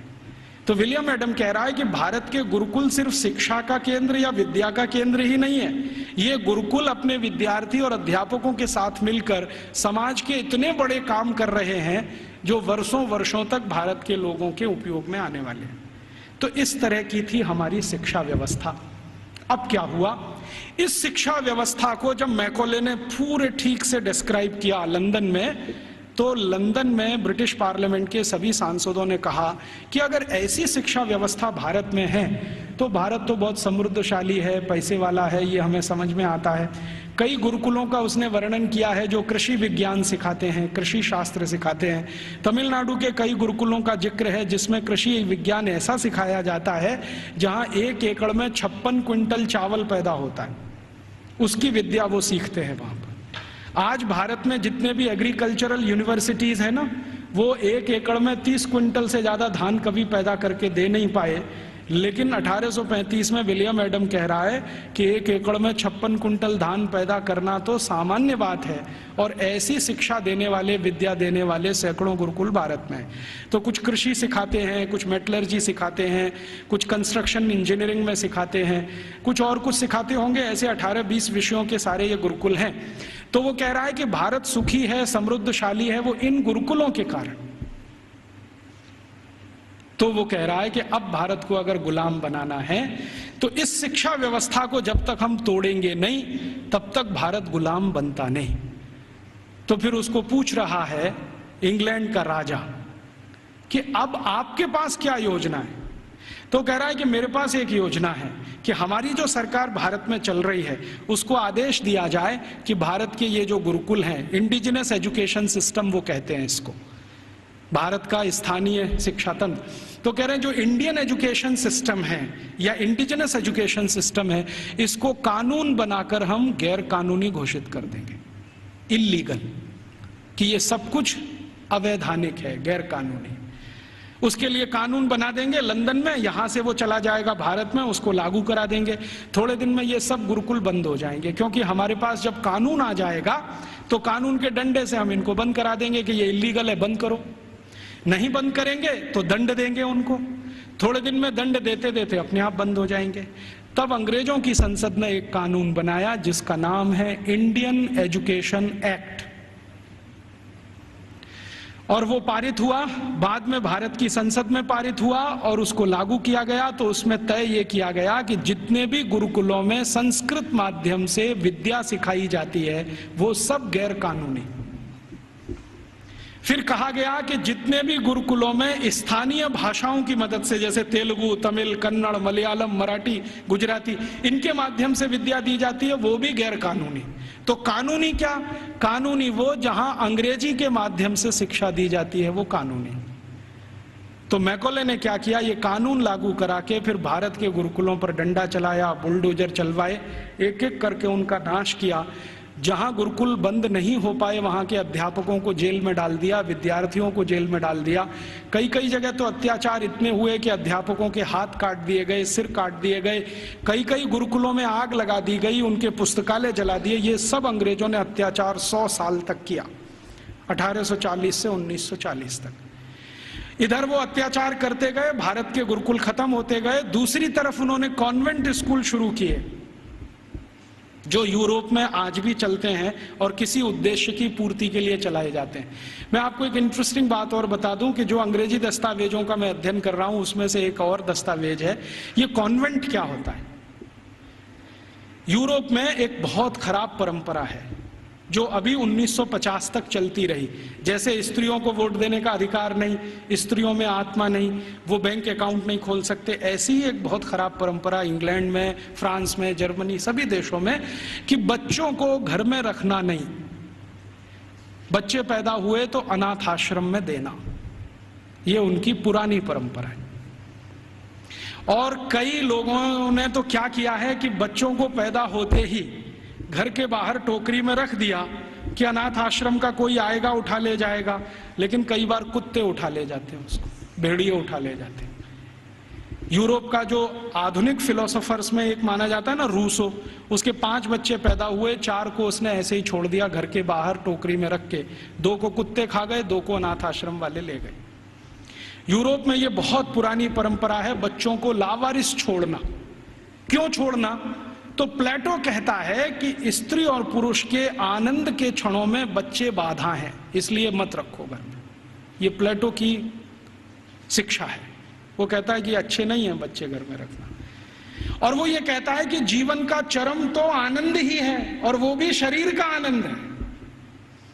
वो कहता है जीवन तो इसी के लिए मिला है कि हम शारीरिक आनंद की प्राप्ति करें, और बच्चे इसमें बाधा हैं, तो बच्चों को रखना नहीं घर में, तो छोड़ देना। तो वहां बच्चे छोड़ने की परंपरा है। अब बच्चे छोड़े जाते हैं तो राजा उनकी व्यवस्था करे छोड़े हुए बच्चों की। तो राजा कुछ संस्थाएं खड़ी करता है, उन संस्थाओं को कॉन्वेंट कहते हैं। कॉन्वेंट माने लावारिस बच्चों को पालने वाली संस्थाएं, अनाथ बच्चों को पालने वाली संस्थाएं। कॉन्वेंट माने अनाथ बच्चों के स्कूल, लावारिस बच्चों के स्कूल। तो यूरोप में ये कॉन्वेंट चलते हैं। तो ये मैकॉले कह रहा है कि भारत में भी यही चलाएंगे। तो कोई सांसद उससे पूछ रहा है कि भारत में कोई अनाथ होता है? उसने कहा होता तो नहीं है, लेकिन हम बनाएंगे। होता तो कोई नहीं है, क्योंकि भारत में किसी बच्चे के माता पिता भी मर जाएं तो उसके चाचा चाची हैं, ताऊ ताई हैं, मामा मामी हैं, मौसा मौसी हैं, बुआ फूफा, कोई तो लेगा उसको। यूरोप में तो है माता पिता, तो भी छोड़ देंगे। तो यूरोप में ये जो लावारिस बच्चे हैं, इनको पालने के लिए कॉन्वेंट खड़े किए जाते हैं। कॉन्वेंट को चलाने वाले ज्यादातर क्रिश्चियन इंस्टीट्यूट होते हैं या चर्च होता है। राजा चर्च को दान देता है और उस पैसे से ये सब चलते हैं। तो सबसे पहला कॉन्वेंट इस मैकॉले ने भारत में खुलवाया, कलकत्ता में। और उस कॉन्वेंट में कोई पढ़ने नहीं आता था, तो इसने दूसरा कानून बनवाया कि जो भारतवासी ईस्ट इंडिया कंपनी और अंग्रेज सरकार की नौकरी करेंगे और कलकत्ता में रहेंगे, उनको अपने बच्चे यहां भेजना आवश्यक है, नहीं तो नौकरी जाएगी। तो जबरदस्ती भारतवासी जो उनके यहाँ काम करते थे, उन्होंने अपने बच्चे भेजना शुरू किया। फिर धीरे धीरे एक कॉन्वेंट से 2 हुआ, 2 से 3 हुए, 3 से 10, 10 से 20, 50, 100, अब हजारों हो गए। अब भारत में ऐसा कोई गांव नहीं जहां कॉन्वेंट नहीं। तो मैकॉले ने एक विष बीज डाल दिया जो अभी वट वृक्ष बन के फैल गया। अब तो ऐसे ऐसे कॉन्वेंट स्कूल हैं इस देश में, बजरंगबली कॉन्वेंट स्कूल। आपको देखना हो तो मैं दिखा सकता हूं आपको। बंबई में है, ग्रांट रोड के पास है, रेलवे स्टेशन से बिल्कुल सटा हुआ, बजरंगबली कॉन्वेंट स्कूल। हाँ, और एक कॉन्वेंट स्कूल है संतोषी माता कॉन्वेंट स्कूल, एक है सरस्वती देवी कॉन्वेंट स्कूल, एक महावीर स्वामी कॉन्वेंट स्कूल खुला है अभी बेंगलोर में, जबरदस्त। अब इनको पूछो चलाने वालों को कि बजरंगबली का कॉन्वेंट से क्या रिश्ता है, या सरस्वती देवी कब कॉन्वेंट स्कूल में पढ़ने गई थी। मूर्खों के मूर्ख इस देश में पैदा हो गए, ना तो अंग्रेज हैं ना तो हिंदुस्तानी हैं, खिचड़ी बन के इस समाज में पड़े हुए हैं। ना उसमें से आप चावल निकाल सकते हैं, ना मूंग की दाल का दाना निकाल सकते। ये खिचड़ी लोगों ने देश का सत्यानाश कर दिया। ये सब मैकॉले की संतान है। मैकॉले तो छोड़ गया कुछ। जब अंग्रेज गए थे ना, तो रिकॉर्ड्स बताते हैं कि 350 कॉन्वेंट स्कूल थे 15 अगस्त 1947 तक। अब शायद वो 30-35 हजार हो गए हों, तो कोई आश्चर्य की बात नहीं। अब यूरोप में जो कॉन्वेंट स्कूल हैं, वैसी ही शिक्षण यहां हो रहा है। यूरोप में क्या होता है ना, मैंने आपसे कहा कॉन्वेंट माने लावारिस बच्चों के स्कूल। तो वहां जो बच्चे पढ़ने आते हैं, उनको सिखाया जाता है कि देखो ये जो अध्यापक है वो अध्यापक नहीं है, ये फादर है, ये मदर है, क्योंकि असली का पता नहीं।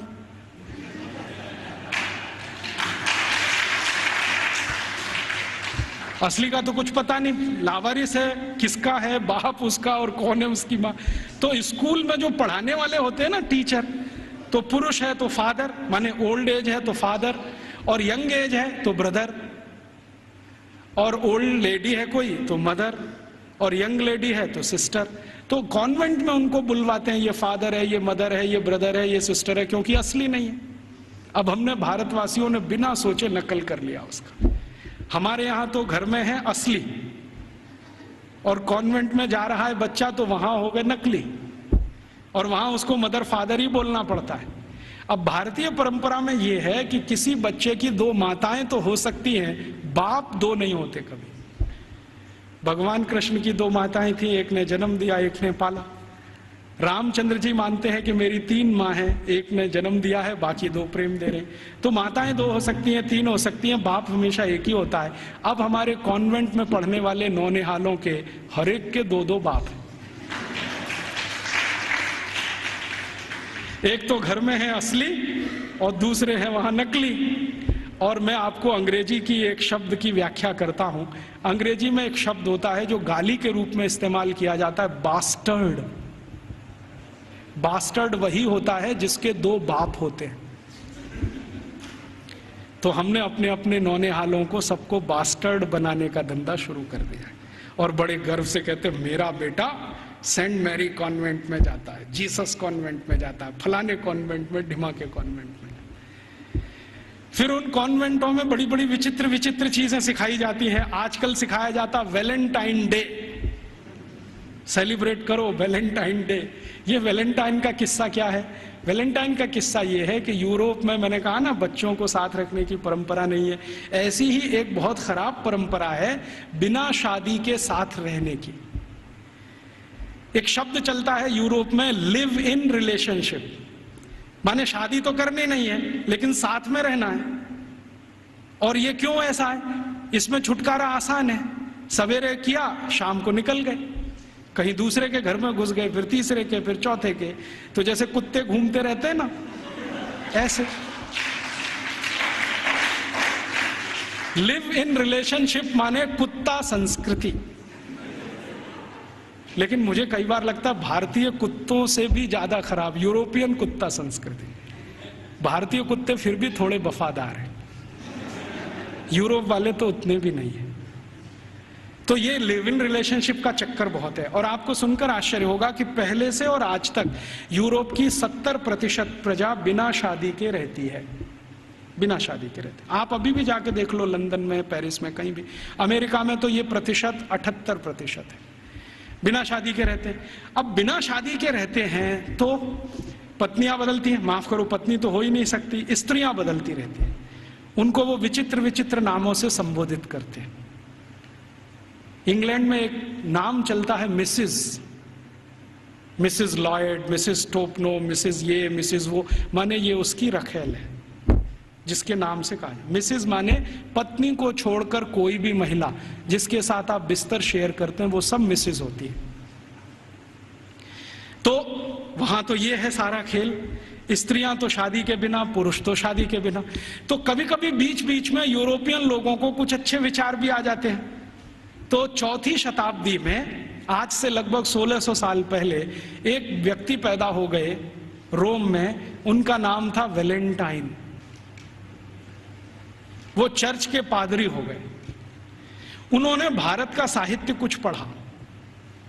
भारतीय साहित्य बहुत जगह फैला है, हम सब जानते हैं।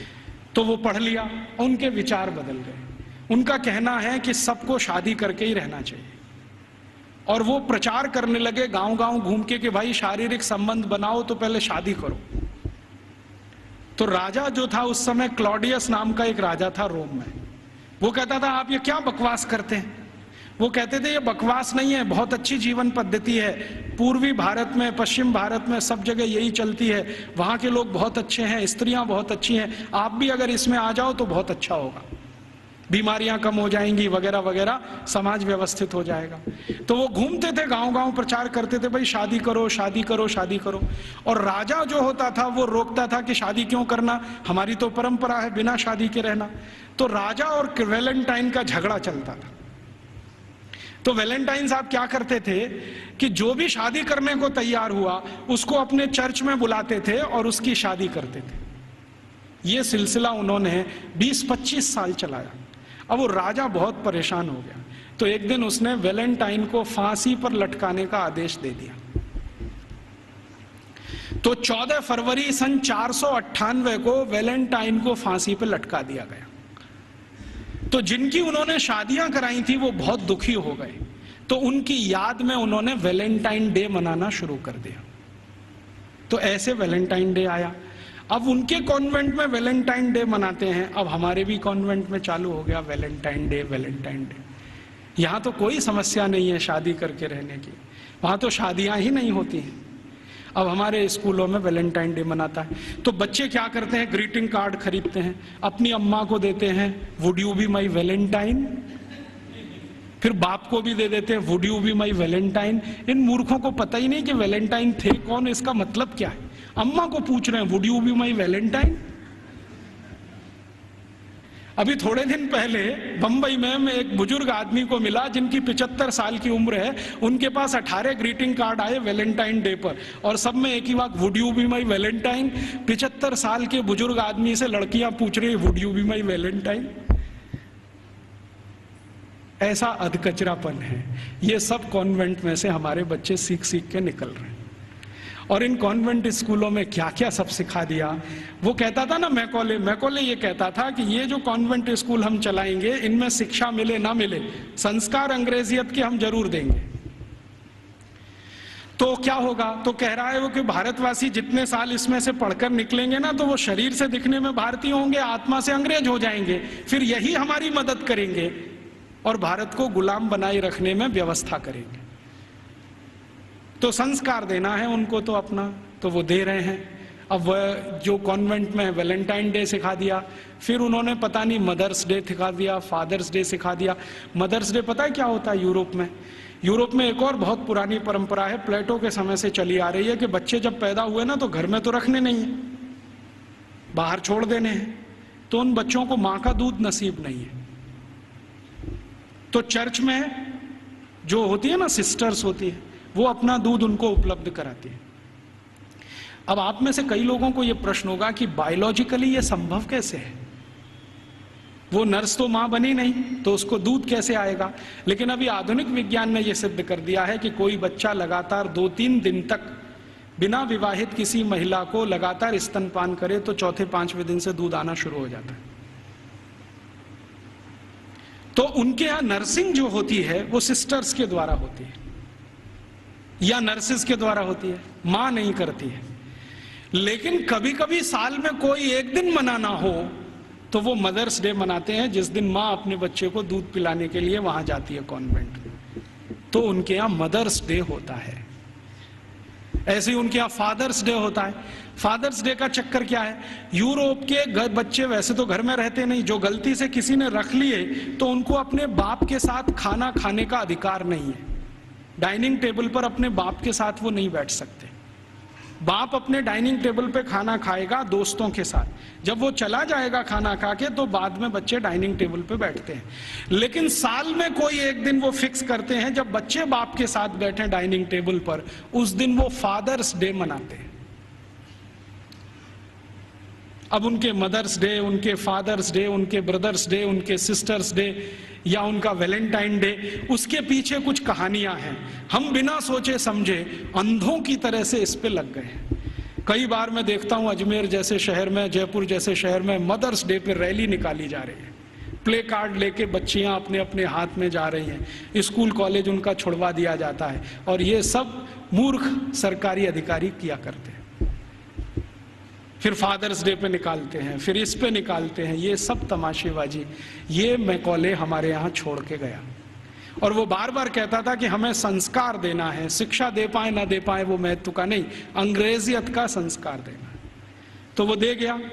अब वो हमारे खून में घुस गया, और इतना घुस गया है कि कुछ समझ में नहीं आता ये निकले कैसे।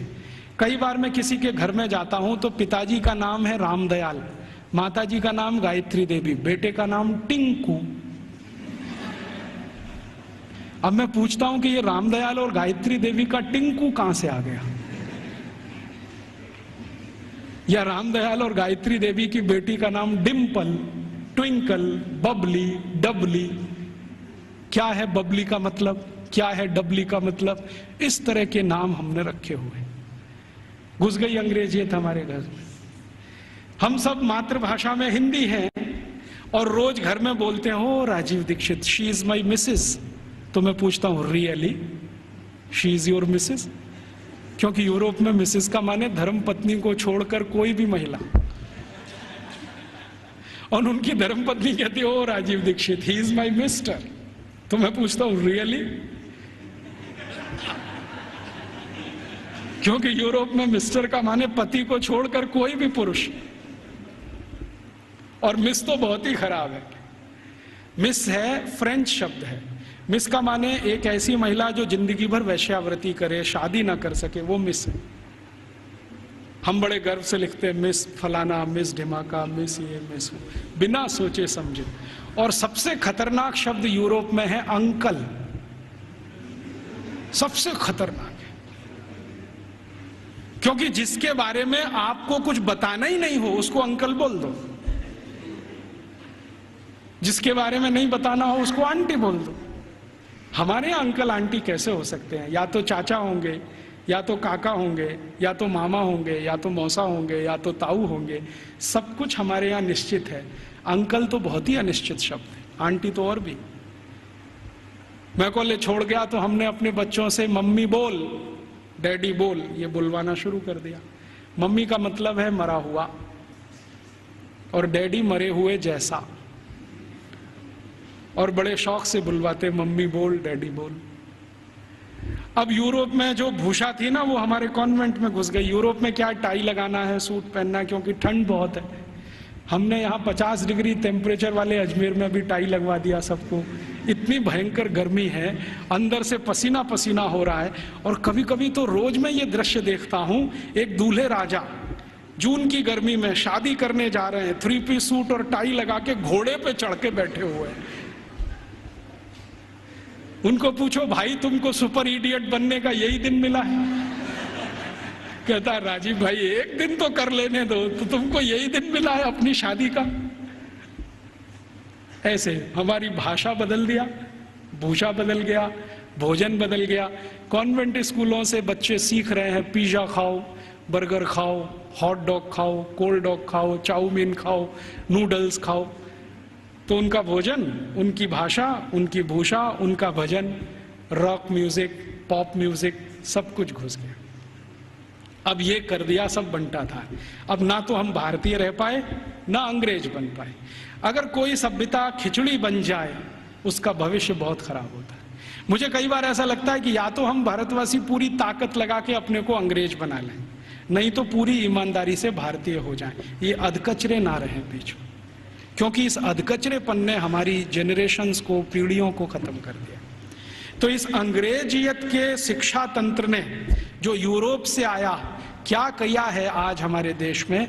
एक दो और उदाहरण देता हूं। कॉन्वेंट स्कूलों में किताबें पढ़ाई जाती हैं जिनमें बिल्कुल स्पष्ट बच्चों को सुनाया जा रहा है, पढ़ाया जा रहा है कि भगत सिंह तो आतंकवादी, ऊधम सिंह तो आतंकवादी, चंद्रशेखर तो आतंकवादी, और महाराजा रणजीत सिंह तो लुटेरे। आप जानते हैं सिख समाज के बहुत प्रतिष्ठित धर्मगुरु महाराजा रणजीत सिंह, जिन्होंने न सिर्फ अंग्रेजों से लोहा लिया बल्कि मुसलमानों से भी इस देश को बचाया, उनको लुटेरा। हमारे भारत में एक जाति है जिसको जाट कहते हैं। जाटों के बारे में अंग्रेज ये कहा करते थे कि इनकी ताकत बहुत है, इसलिए उन्होंने जाट रेजिमेंट बनाया। आपको मालूम है जाट रेजिमेंट? ऐसे ही जाटों के पैरेलल महाराष्ट्र में है मराठा, वो भी एक तरह से जाट ही हैं। तो मराठा रेजिमेंट बनाया, जाट रेजिमेंट बनाया, क्योंकि इनमें ताकत बहुत है। इनका जो डीएनए है ना, बहुत स्पेशल किस्म का है। लड़ना, लड़ाना, मारना, मरना, उनको इसमें मजा आता है। कभी भी अपनी जान की परवाह नहीं करेंगे, हाँ किसी के लिए भी जान दे देंगे, ऐसे लोग। तो जाटों को अंग्रेजों ने लिख मारा और कॉन्वेंट स्कूलों में पढ़ाया जा रहा है अंग्रेजों के जर खरीद गुलाम। अब ये बच्चे बार बार पढ़ रहे हैं, रोज रोज पढ़ रहे हैं, रोज रोज पढ़ रहे हैं, रोज रोज पढ़ रहे हैं, तो थोड़े दिन में मान ही लेंगे कि हाँ भगत सिंह तो आतंकवादी था, ऊधम सिंह भी आतंकवादी था। क्योंकि एक झूठ को आप बार बार कहो, बार बार कहो, बार बार कहो, तो 10-20 साल में सत्य तो हो ही जाएगा। एक कॉन्वेंट स्कूल की हिस्ट्री की किताब में मैं पढ़ के आया, और वो किताब मैंने संभाल के रखी हुई है। झांसी की रानी लक्ष्मीबाई ने भारत की आजादी के लिए कुछ नहीं किया, और उसका जीवन चरित्र लिखा गया है कि वो एक अंग्रेज अधिकारी जॉन लेक के प्रेम और मोहब्बत में ही फंसी रही जिंदगी भर। झांसी की रानी लक्ष्मीबाई के बारे में ऐसी सब चीजें पढ़ाई जा रही हैं। और धीरे धीरे हुआ क्या है, इन कॉन्वेंट स्कूलों के बनाए हुए सिलेबस को भारत सरकार ने सारे देश का सिलेबस बना दिया है, पूरे देश का। अब संसद में भले ही कितना हंगामा हो, लेकिन सरकार कहती है जी सत्य तो यही है, क्योंकि अंग्रेजों ने लिखा है। और हमारे प्रधानमंत्री भी कहते हैं सच्चे सत्यवादी तो अंग्रेज ही थे जो हमको ये सब सिखा के गए। ये स्थिति हमारे देश की है। तो ऐसी गंभीर स्थिति में हम सबको सोचना है, आज शिक्षक दिवस है, तो हम सब सोचें कि इस शिक्षा का क्या करें जो यूरोप से आई है और हमारे देश में जड़ जमा के बैठ गई है। मुझे बहुत कष्ट होता है आपको ये बताते हुए कि भारत में जो कॉन्वेंट स्कूल चल रहे हैं, आप जानते हैं इनके पास सबसे ज्यादा भूमि है भारत देश की। मैंने संसद में एक प्रश्न करवाया था, आप यहां बैठे हैं, मेरे एक दोस्त हैं अखिलेश कुमार करके गोरखपुर से, और उसके पास के क्षेत्र से सांसद हैं।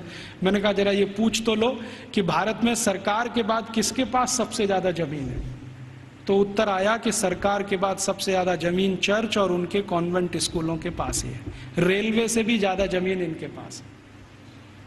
और हजारों हेक्टेयर जमीन एक एक रुपए के लीज पर दी गई है। हजारों हेक्टेयर, 1 रुपए का लीज, 2 रुपए का लीज, माने साल में वो 1 ही रुपया देते हैं, हजारों एकड़ जमीन भारत की इस्तेमाल कर रहे हैं और उनकी मिल्कियत है। 1820 से अंग्रेजों की सरकार ने ये जमीन देना शुरू किया, 2006 तक ये आबाद गति से चालू है। हमारी ही जमीन है, हमारा ही पानी है, हमारे ही संसाधन है। पहले मैं क्या सोचता था कि इन कॉन्वेंट स्कूलों में डोनेशन बहुत देती होगी सरकार, लेकिन संसद में एक जब सवाल करवाया तो पता चला कि सरकार का डोनेशन तो 10% ही है, बाकी समाज का डोनेशन। अकेले मैं मुंबई का आंकड़ा आपको दे रहा हूं। बंबई में जितने कॉन्वेंट स्कूल चलते हैं उसमें 92% हिंदू समाज के लड़के लड़कियां पढ़ते हैं, 92%। 2.5% क्रिश्चियन समाज के हैं और बकाया में मुसलमान हैं। ये है स्थिति। तो 92% विद्यार्थी हिंदू समाज के जो पढ़ते हैं बंबई में कॉन्वेंट स्कूलों में, वो सब विद्यार्थी के माँ बाप 1 साल की फीस के रूप में 18,000 करोड़ रुपए देते हैं। आप सोचते हैं ये रकम कितनी बड़ी है? राजस्थान सरकार के बजट का लगभग आधा बंबई, सिर्फ बंबई के कॉन्वेंट, फिर कलकत्ता के कॉन्वेंट, मद्रास के कॉन्वेंट, हैदराबाद के कॉन्वेंट, दिल्ली के, इन सबको मैंने जोड़ना शुरू किया। फिर B क्लास सिटीज के कॉन्वेंट, जैसे अजमेर है, जयपुर है, ऐसे शहर। फिर C क्लास। कुल कॉन्वेंट स्कूलों में साल का भारतीय समाज के द्वारा 1 लाख करोड़ रुपए से ज्यादा का डोनेशन और फीस दी जा रही है। हमसे पैसा ले रहे हैं और हमारे ही बच्चों का दिमाग घुमा रहे हैं। और ऐसे ऐसे दिमाग घुमाए जाते हैं। एक कॉन्वेंट स्कूल के खिलाफ मैंने मुकदमा दाखिल किया हुआ है गुजरात हाई कोर्ट में। मामला क्या था, छोटे छोटे बच्चे वहां पढ़ने को आते हैं, तो उन बच्चों को लेने के लिए बस जाती है, तो ड्राइवर को कहा जाता है कि जानबूझ के बस बंद कर देना। तो कभी भी वो ड्राइवर बस बंद कर देता है। फिर बच्चों को कहता देखो बस खराब हो गई, तुम्हारे भगवान का नाम लो। तो बच्चे का नाम लेते हैं, हनुमान जी का, राम का, बस चालू नहीं होती। फिर वो कहता देखो तुम्हारे भगवान तो कमजोर हैं, ये तो चालू नहीं हो रही। अब ईसा मसीह का नाम लो। जैसे ही बच्चे ईसा मसीह का नाम लेते हैं वो तुरंत स्टार्ट कर देता है। तो 3-3 साल के बच्चों के दिमाग में आ जाता अरे ईसा मसीह तो बहुत ताकतवर है। फिर वो बच्चे आके अपने घर में मम्मी पापा को बोलते हैं अरे देखो हमारी बस खराब हो गई थी, हमने ईसा मसीह का नाम लिया, वो चालू हो गई। ये मैंने एक घर में एक बच्चे के मुंह से सुना। उस दिन मेरी आत्मा हिल गई। मैंने कहा ये हो क्या रहा है। आज मैं आपके यहां आने से पहले शाहपुरा एक छोटे से नगर में था, तो वहां पर राम सनेही संप्रदाय के एक बड़े संत हैं। उन्होंने तो कहा कि इतना ही नहीं होता, कॉन्वेंट स्कूल में आगे भी होता है। बच्चे जो छोटे छोटे होते हैं ना, जिनके मन भोले भाले हैं, उनको एक खेल खिलाया जाता है कि उनके राम और कृष्ण है ना, उनकी मूर्तियां बनाई जाती हैं मेटल्स की और बच्चों को दिया जाता है। फिर वो कहते हैं कि स्विमिंग पूल में इनको तैराओ, तो बच्चे उनको डाल देते हैं, वो सब डूब जाती हैं क्योंकि मेटल्स की। तो कहते हैं देखो तुम्हारे भगवान डूब गए। फिर उन्हीं छोटे छोटे बच्चों को काष्ठ की मूर्तियां दी जाती है, लकड़ी की, ईसा मसीह की, कहते हैं तैराओ, तो वो तैरने लगती है। तो बच्चों को कहते हैं देखो ईसा मसीह इतने ताकतवर हैं कि वो तैर सकते हैं, रामकृष्ण तो डूब गए तो तुमको भी डूब। तो लोकमान्य तिलक की इस बात को फिर याद करें, दुश्मन हमसे ताकतवर है, बहिष्कार करो और असहयोग करो। बाद में गांधी जी ने उसको और तेज से कहा। हम इन कॉन्वेंट स्कूलों को और इस एजुकेशन को हटाना चाहते हैं यूरोपियन, तो इसके लिए असहयोग करो और बहिष्कार करो। मतलब मैंने आपसे कहा कि 92% विद्यार्थी हमारे हैं जो वहां पढ़ने जा रहे हैं, इनको रोको। और हम इसको अपने घर से शुरू करें कि हम हमारे घर के किसी बच्चे को कॉन्वेंट में नहीं पढ़ाएंगे, क्योंकि हम उसको बास्टर्ड नहीं बनाएंगे। वो इंजीनियर बने ना बने, डॉक्टर बने ना बने, कम से कम बास्टर्ड तो ना बने। इतना अपमान तो ना करें हम अपने पिता का। तो हम नहीं भेजेंगे हमारे बच्चों को, तो फिर कहां भेजेंगे? जो हमारे स्कूल चलते हैं उनमें भेजेंगे। फिर आप कहेंगे उनमें सुख सुविधाएं कम हैं, बढ़ जाएंगी। जब धन का प्रवाह कॉन्वेंट स्कूलों से भारतीय स्कूलों की तरफ होगा तो सुविधाएं भी बढ़ जाएंगी। आप सोचो 18,000 करोड़ रुपया बंबई के कुछ कॉन्वेंट स्कूल को हर साल मिलता है, इतना ही रुपया आर्य समाज के गुरुकुलों को मिल जाए, या सनातन समाज के लोगों को मिल जाए, या किसी और संस्थाओं को मिल जाए जो भारतीयता आधारित गुरुकुल चलाते हैं, तो वो सुख सुविधाओं वाले हो जाएंगे। वो तो धन के प्रवाह को बदलने की जरूरत है।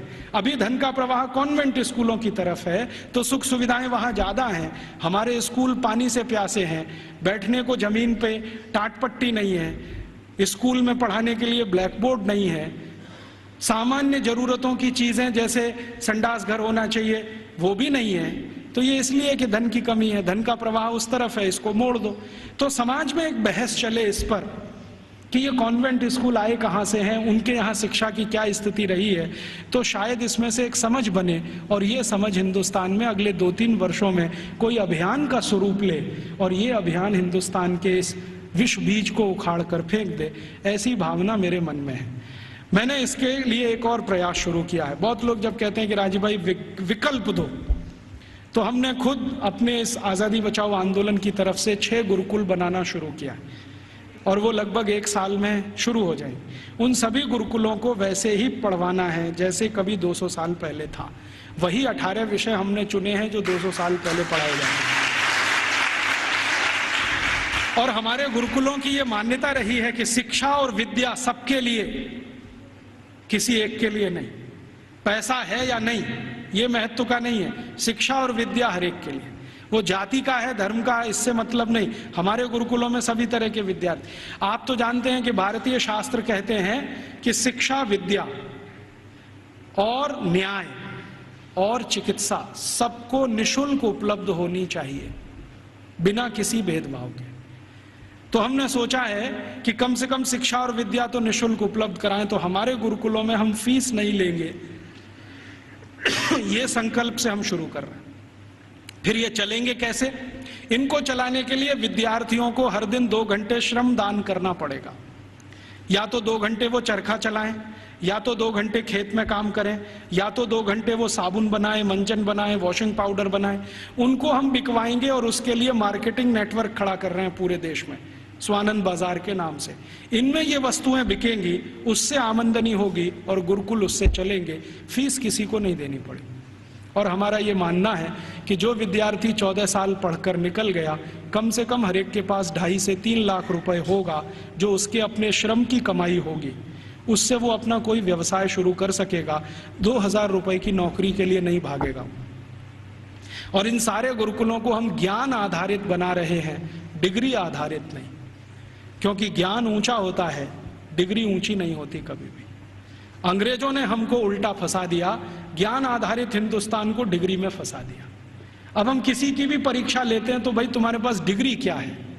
डिग्री कोई महत्व की नहीं होती है। चरक ऋषि की क्या डिग्री थी? सुश्रुत ऋषि की क्या डिग्री थी? सांख्य दर्शन की जिन्होंने पूरे दुनिया को बता दिया, उनकी क्या डिग्रियां थी? खगोल शास्त्र में इतने बड़े बड़े रिसर्च हो गए।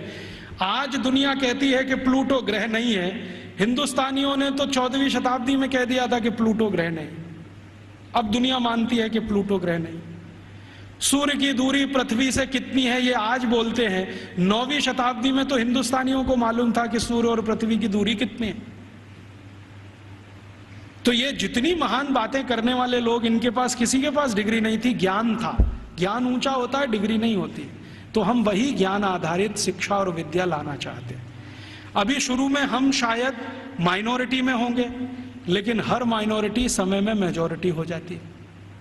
कौन जाने कल को ये अभियान चल पड़ा तो बहुत बड़ा हो जाएगा।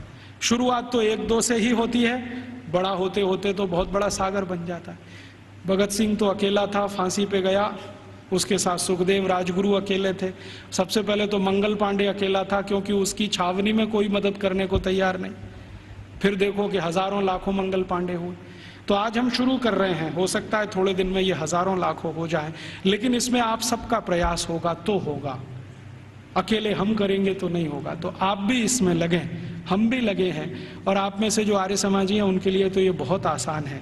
मैंने एक पाठ्यक्रम तैयार किया है, आर्य समाज के जितने गुरुकुल भारत में चलते हैं उनको हम वो दे सकते हैं। हमारा उस पर कोई कॉपीराइट नहीं है, सबको कॉपी करने का कंप्लीट राइट है। क्योंकि हम मानते नहीं कि ज्ञान पर किसी का विशेष अधिकार है। ज्ञान तो सबके लिए। मैंने कहीं से लिया, आपको दिया, आप किसी और को दे दीजिए।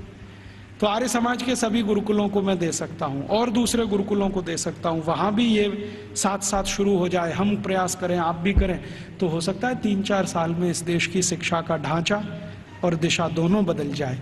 ऐसे अभीष्ट की कामना करके आपके पास आया। आपने बड़े ध्यान शांति से सुना, आपका आभारी हूँ। इन बातों को किसी और को भी सुनाएंगे तो और आभारी रहूँगा। कुछ बातें ऐसी मैंने कही हों जो आपको अच्छी न लगी हो तो उनको यहीं छोड़ कर जाइए, उसके लिए माफ़ी चाहता हूँ। धन्यवाद।